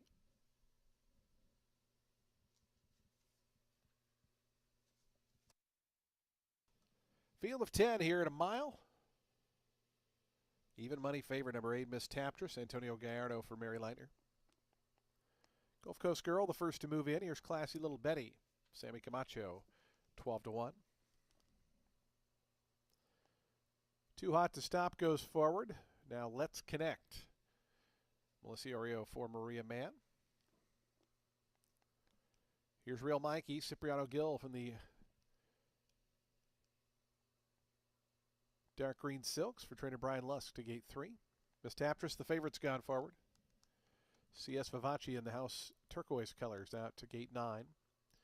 Winning on 3-run Bolt, Bolt of Paradise, and Princess of Malibu will be all set for a start. Today's late pick 3 here on turf at a mile. Princess of Malibu, Chad Lindsay to the outside draw. She goes in. They're in the gate. And the race is on. Classy Little Betty in the yellow colors, flashing some good early speed. Real Mikey was away in good order. Bolt of Paradise right there emerging out of the pack, along with Let's Connect. Those three are quickest as they come by the wire the first time around. It's Bolt of Paradise. Pablo Morales trying to throttle down that speed, but goes a half length in front of Classy Little Betty. Let's Connect out third. In behind them, Real Mikey and Miss Taptress. Miss Taptress, the favorite, going to be about 3 wide as they run into that turn. Down along the fence comes 3-run Bolt, who races along 6th. Princess of Malibu out wide in 7th. CS Vivace had to tap on the brakes momentarily in 8th. Then comes Gulf Coast Girl, and the early trailer is Too Hot to Stop. As up front, Bolt of Paradise took him through an opening quarter in 24 seconds flat. Leads him out of the back stretch, clear by almost 2 to Let's Connect, who puts a nose into that second spot momentarily.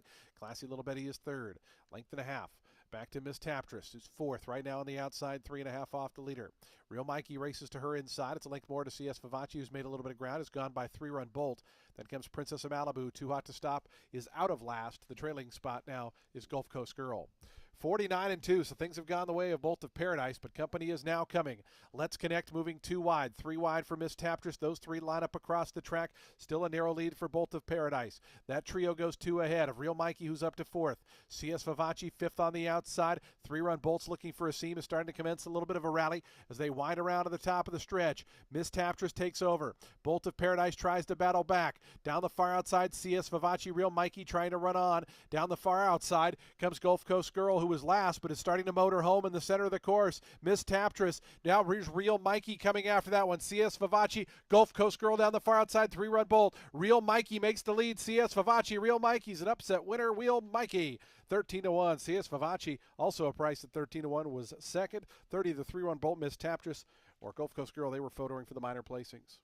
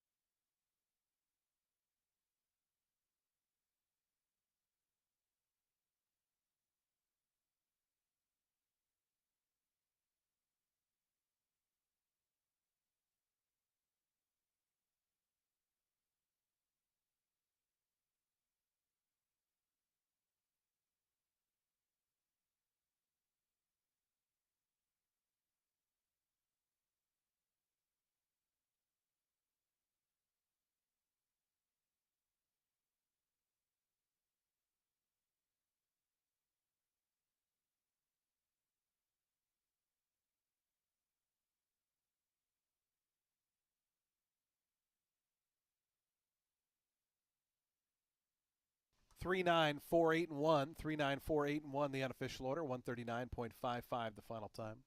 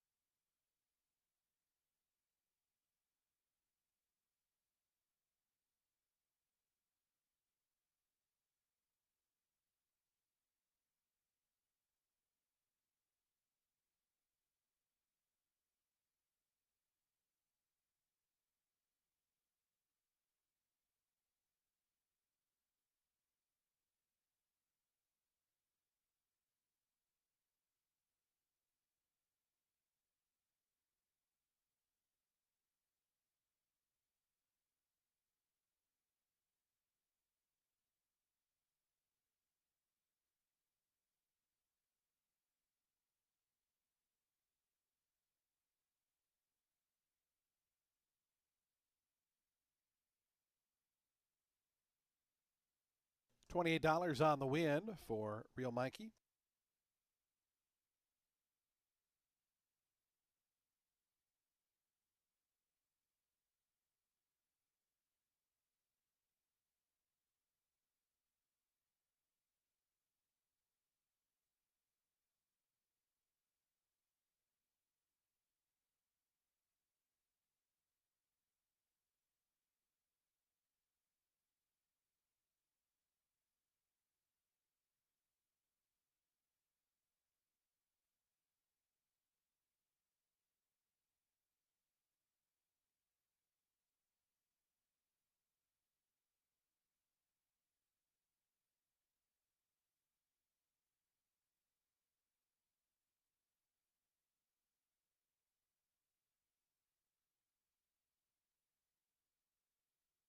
Real Mikey to the winner's circle. Winner of today's 7. 5-year-old dark bear brown mare by Handsome Mike out of Could Be For Real was bred right here in beautiful Florida by Stonehenge LLC. Ricardo Deanda, the winning owner. Brian Luss, the winning trainer. Cipriano Gill aboard for that winning ride. Real Mikey at 13-1 on turf.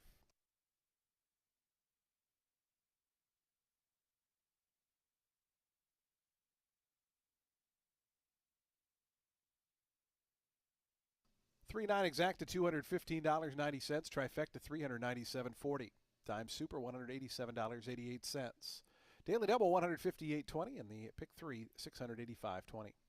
Nobody had the super high 5, so we'll have a carryover into the upcoming 8th race of $1,497.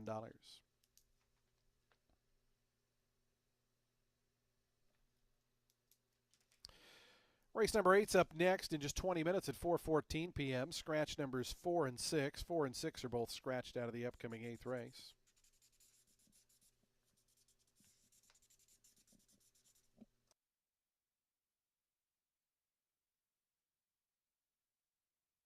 A field of 9 set to go 6 furlongs on the main track. Post time for today's 8th race coming up in 20 minutes.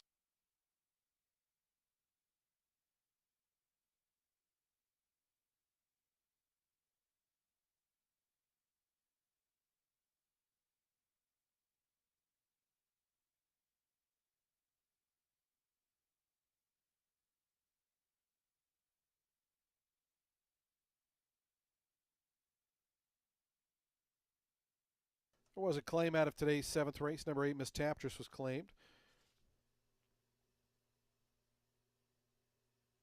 Goes to owner Frank D'Amato, trainer Greg Sacco. Greg Sacco, the trainer of the number 8, Miss Taptress, claims that runner.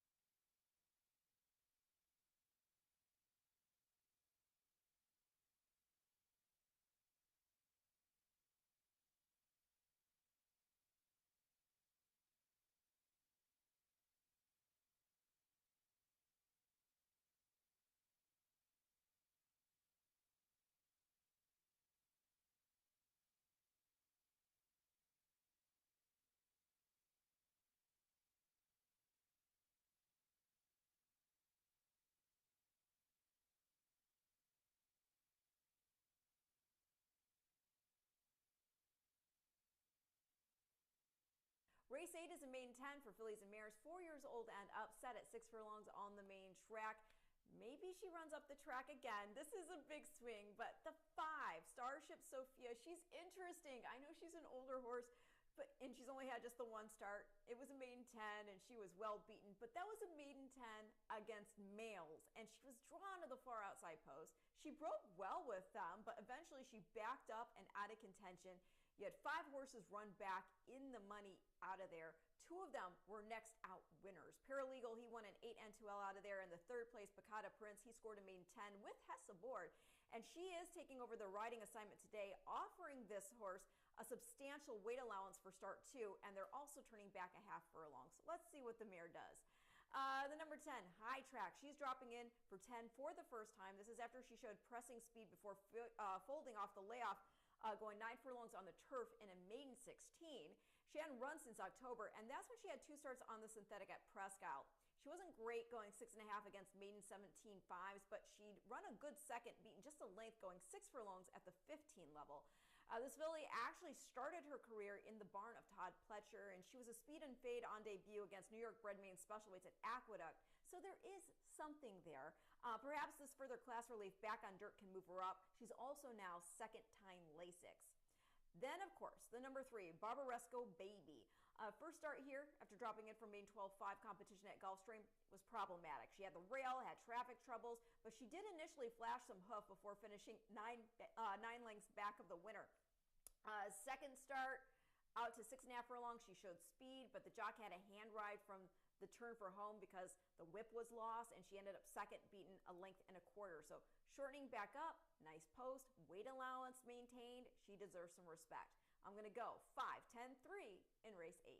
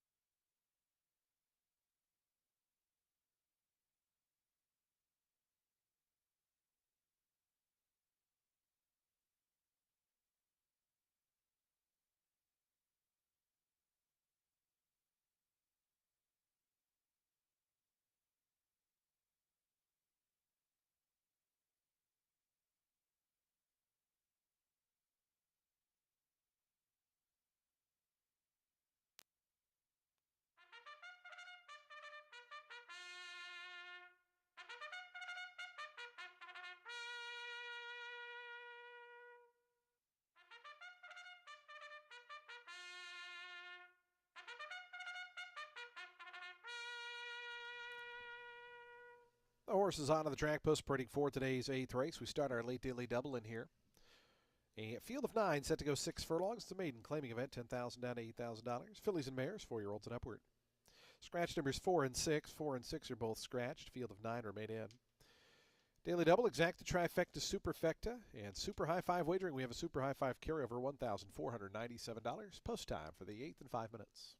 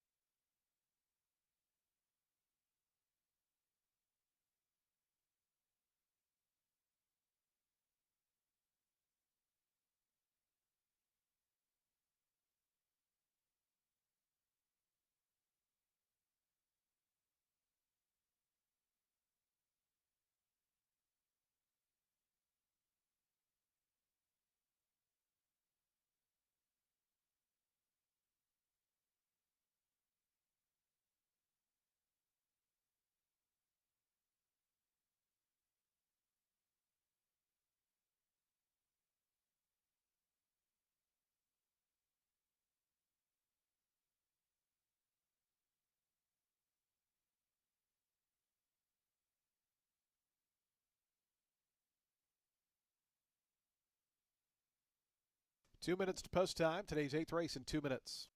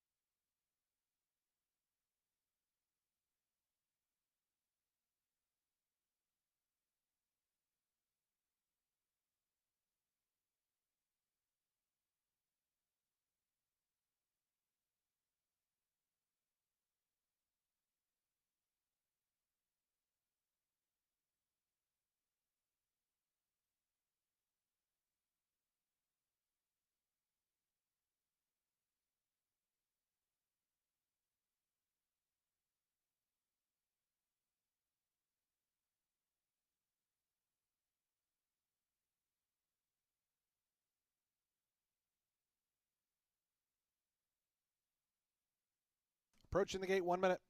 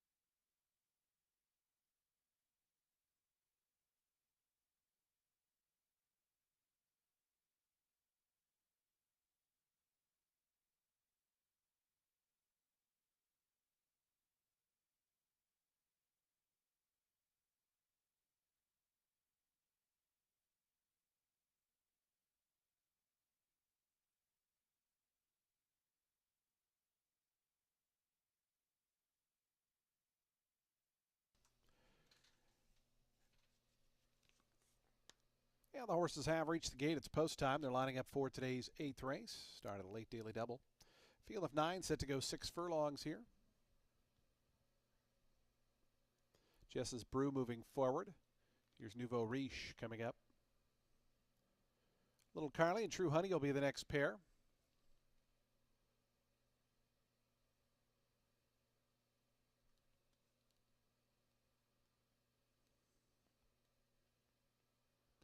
Barbaresco Baby and Camden Race, the next two.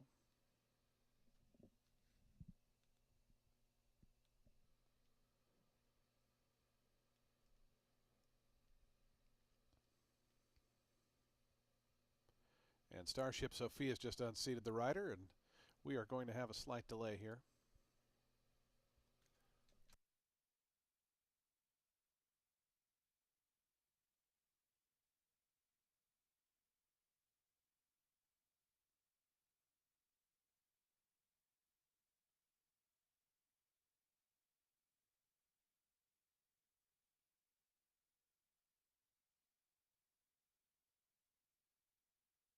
High Track is loading up. Starship Sophia, who unseated the rider, is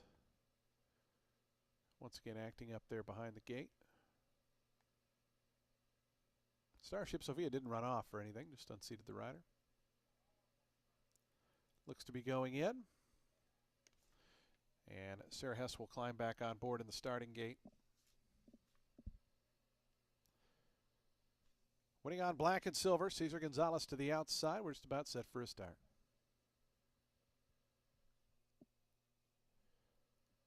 There in the gate.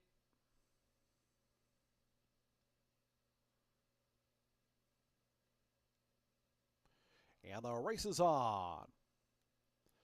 Black and silver from the outside. Barbaresco Baby's quickest, though, and Barbaresco Baby goes up to grab the early lead. Little Carly toward the inside in the white colors, putting a nose into second. Black and silver settles third. Two more back to True Honey, who's racing in fourth, about 4.5 off the top. Then comes High Track, who's in fifth. Nouveau Riche is down toward the inside of the orange, sixth, and already about 8 or 9 off the lead. It's a length and a half more back to Starship Sophia, Camden Road. Jess's Brew is the early trailer. So they have 3.5 furlongs to go. Barbaresco Baby to catch. 22-2 the opening quarter mile. Barbaresco Baby in front by 2. Up on the outside, Black and Silver now up into that second position. Little Carly is back third. 4 more back to True Honey, who's fourth. Pushed along and still about 5 or 6 off the leaders as Barbaresco Baby brings them to the top of the stretch. Black and Silver on the outside is drawn to within a half length. Down to the inside, Little Carly's back third, True Honey fourth. Nouveau Riche is trying to run on from the back, is up to fifth. Barbaresco Baby leads him into the stretch. Black and Silver wanders toward the inside along with Little Carly. Jess's Brew's made up good ground, is up to fourth, and the yellow color is going to look for a seam between runners, trying to get to Barbaresco Baby. Jess's Brew charges up to second, has to get to Barbaresco Baby with 50 yards to go. Barbaresco Baby, Jess's Brew toward the inside. Barbaresco Baby, I think, held on. Jess's Brew was second, then came Black and Silver and a photo for fourth.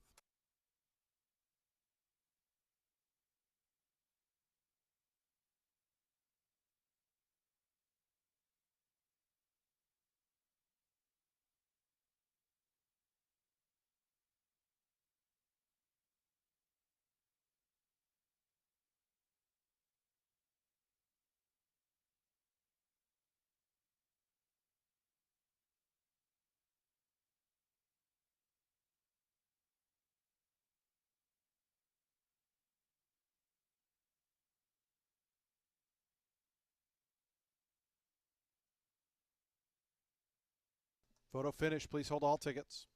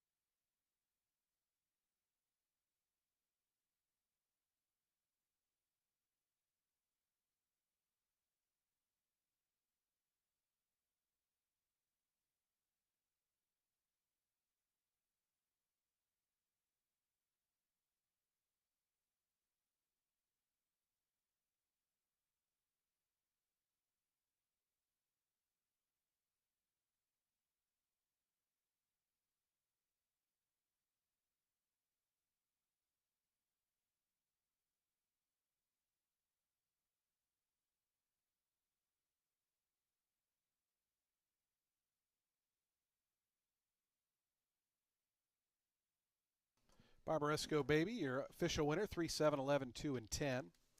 Barbaresco Baby, a 4-year-old bay filly by St. Patrick's Day out of Mochaccino, bred in Florida by Kevin McCathan. Frederick Spanabel, the winning owner, Kelly Spanabel, the winning trainer, and Elijah Greenidge aboard for the winning ride as Barbaresco Baby wins today's 8th race.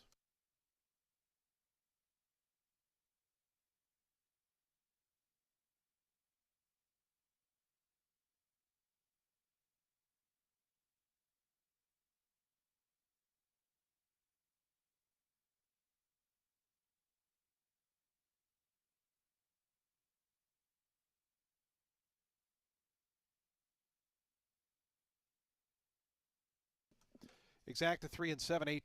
Trifecta $23.05. Dime Super $11.42. Daily Double 62.60. The pick 3 $415.80. High five $423.30. Our ninth and final race is coming up next. We're back on that Tampa turf coming up in just 21 minutes at 4:44. Scratch 11 and 12. 11 and 12 are scratched. Numbers 1 and 7 are both 2 pounds over. Post time for the ninth in 21 minutes.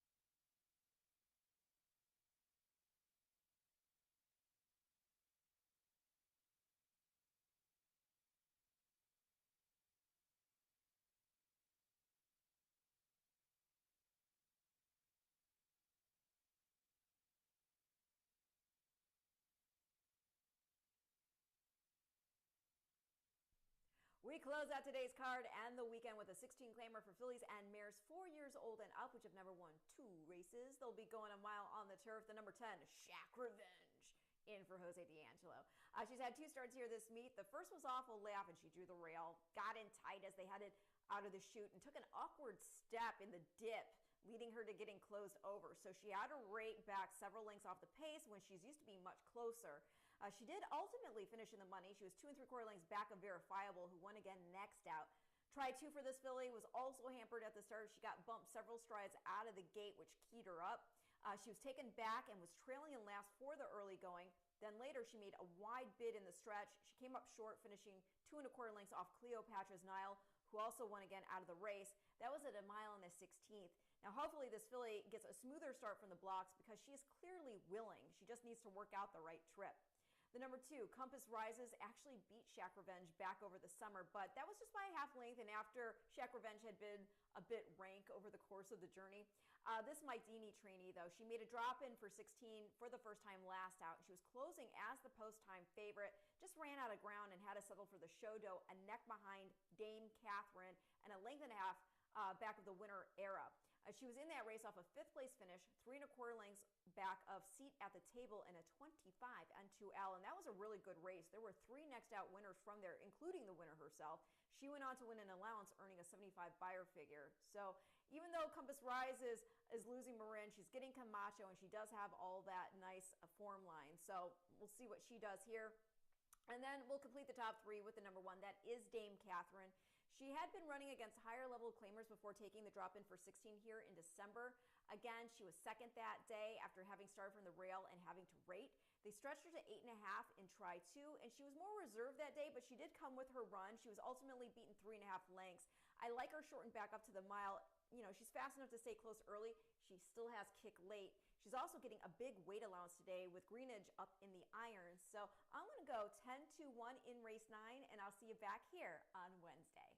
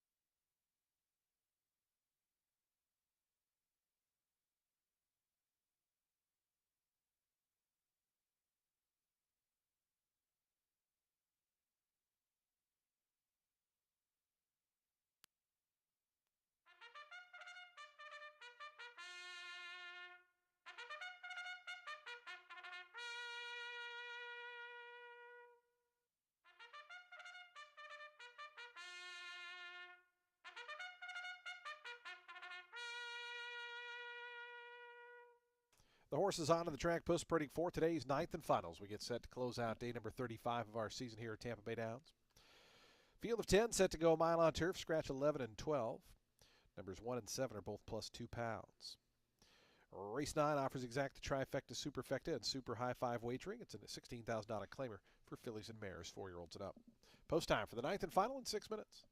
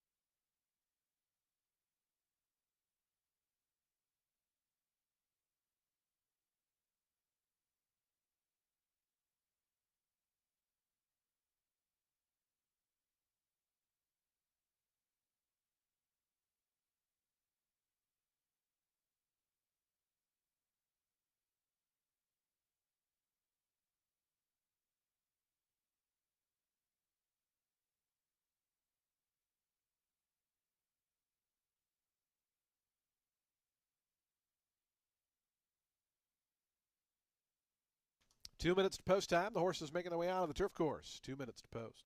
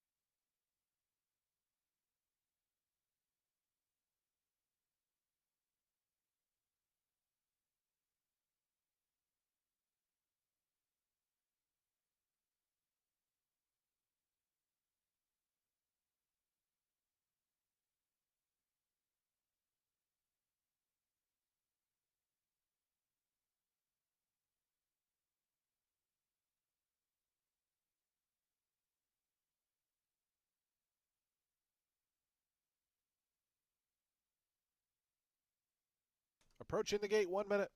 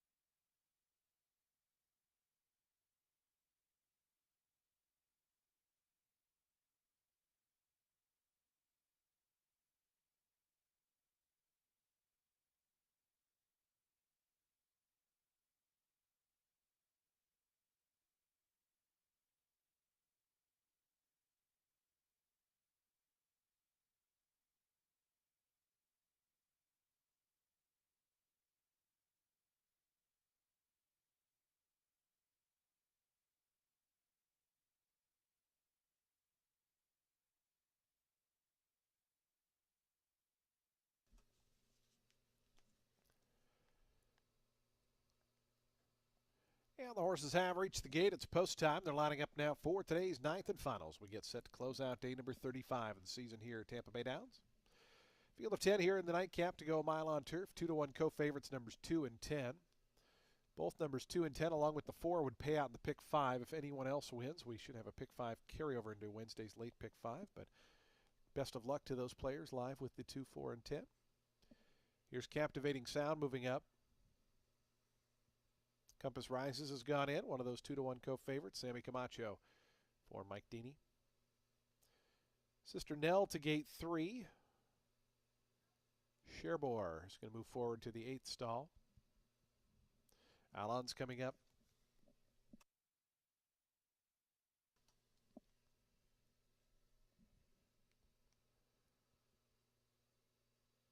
Putting on Hard Spice, Bianca, and Shack Revenge will be all set for a start, ready to close the show here on a Sunday. Don't forget, back at it Wednesday, Friday, Saturday, Sunday next week. Graded stakes action starts next week with our Tampa Turf Festival, which means the Sam F. Davis is just a couple of weeks away, less than that, and just under 6 weeks to the Tampa Bay Derby. So big part of the season coming up. Again, live racing back on Wednesday. Shack Revenge, Samuel Morin to close the show. Here is race number 9. And the race is on. Dame Catherine from the inside out in good order. Bianca sent hard for early speed. Cherbourg trying to work over and is doing so quickly between horses. It's going to be Bianca to go up and grab the early lead. Dame Catherine, Cherbourg, they are away in second and third. 4 more then back to Alon's. Shack Revenge pulls up alongside of that one in 5th. They're going very fast up top. It's another 3 then back to Hard Spice. After that comes Sister Nell. Ultimate Mission is 3rd last. Captivating Sound. And the early trailer here is Compass Rises, who's about 14 off the early lead. Up front, Bianca is setting the tempo. 22 and 3 for the opening quarter mile. Bianca in front by a length onto the back stretch. To Cherbourg, Dame Catherine is 2 lengths back in 3rd. So then that space of 4.5 back to Alon's. That one outside is Shack Revenge, who's 5th right now, and about 7 or 8 off the early tempo. Then comes a lineup of 3, and behind that, Sister Nell toward the inside. Ultimate Mission dropping back a touch is Hard Spice. Compass Rises is out of last. The trailer is now Captivating Sound. 47-1, the opening half-mile time for Bianco. Takes him to the far turn, a length and a half in front.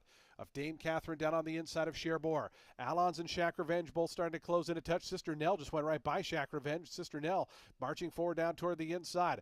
Bianca is the leader, but for how long? Here's Dame Catherine. Sister Nell continues to make this big move. Guided to the outside by Wilfred Vasquez. Allons is up to fourth on the far outside. Shack Revenge got shuffled back there as Compass Rises tries to close in. Many chances here as Allons and Sister Nell. Those two come up alongside of Dame Catherine. Allons has gone narrowly to the front. Sister Nell between horses. Dame Catherine down along the fence. Two more back to Shack Revenge. And on the outside, Compass Rises. Allons just in front. Dame Catherine, Sister Nell battling on. It's Allons going to go on to win it here at 6-1. Second was Sister Nell. Then came Dame Catherine. Shack Revenge was fourth. Photo for fifth.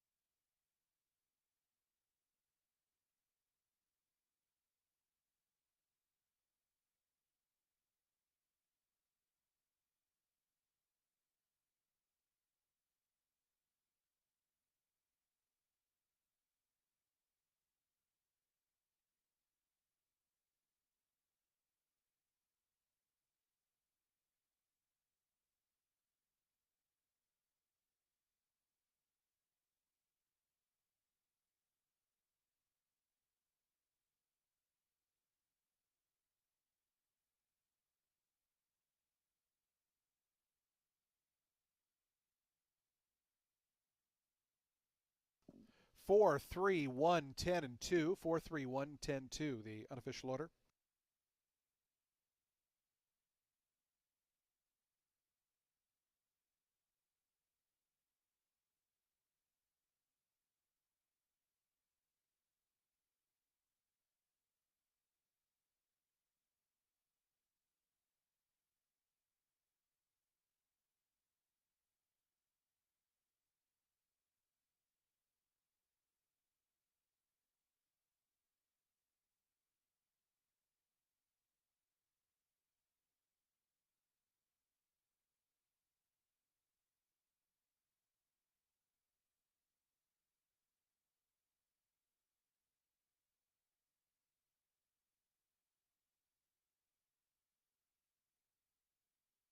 Results are official. 4, 3, 1, 10, and 2. $15.60 on the win for Allons.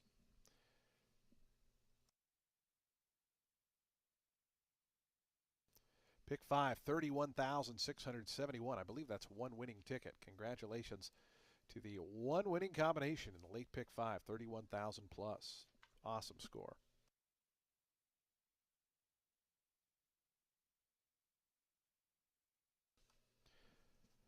Allons to the winner's circle. A 5-year-old Greyroan mare by Kurds out of the Real Future was bred in Florida by Janice Creel. Janice Creel's the winning owner, Rick Creel the winning trainer, and another win for jockey Cipriano Gill. A riding double for Cipriano. Allons, 6-1 winner here in the 9th and final.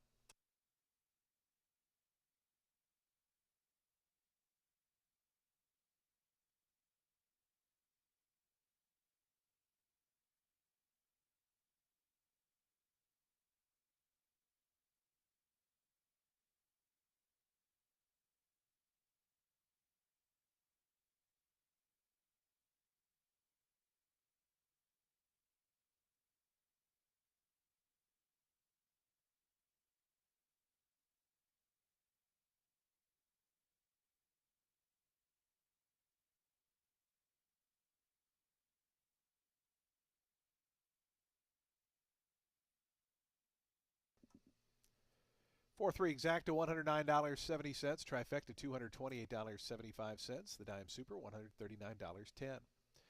Daily double, $49.40. That late pick 3, $297.65. Late pick 4, $3,473.05. Late pick 5, $31,671.35. Nobody had the super high 5, so that will carry over to Wednesday's card, $1,861. And the ultimate 6, you needed 5 out of 6 for $413.54. Ultimate 6 jackpot carryover now up over $5,000. Again, that'll go into Wednesday's program. Folks, that does close out the show for live racing this afternoon here at Tampa Bay Downs. We thank you for joining us on this Sunday. Hope you make plans to join us when live racing returns on Wednesday. Racing Wednesday, Friday, Saturday, and Sunday. And don't forget, starting next week, graded stakes action returns to Tampa Bay Downs, the Tampa Turf Festival next Saturday. That following Saturday will be the Sam F. Davis, and of course 4 weeks after that is Tampa Derby Day and Festival Day.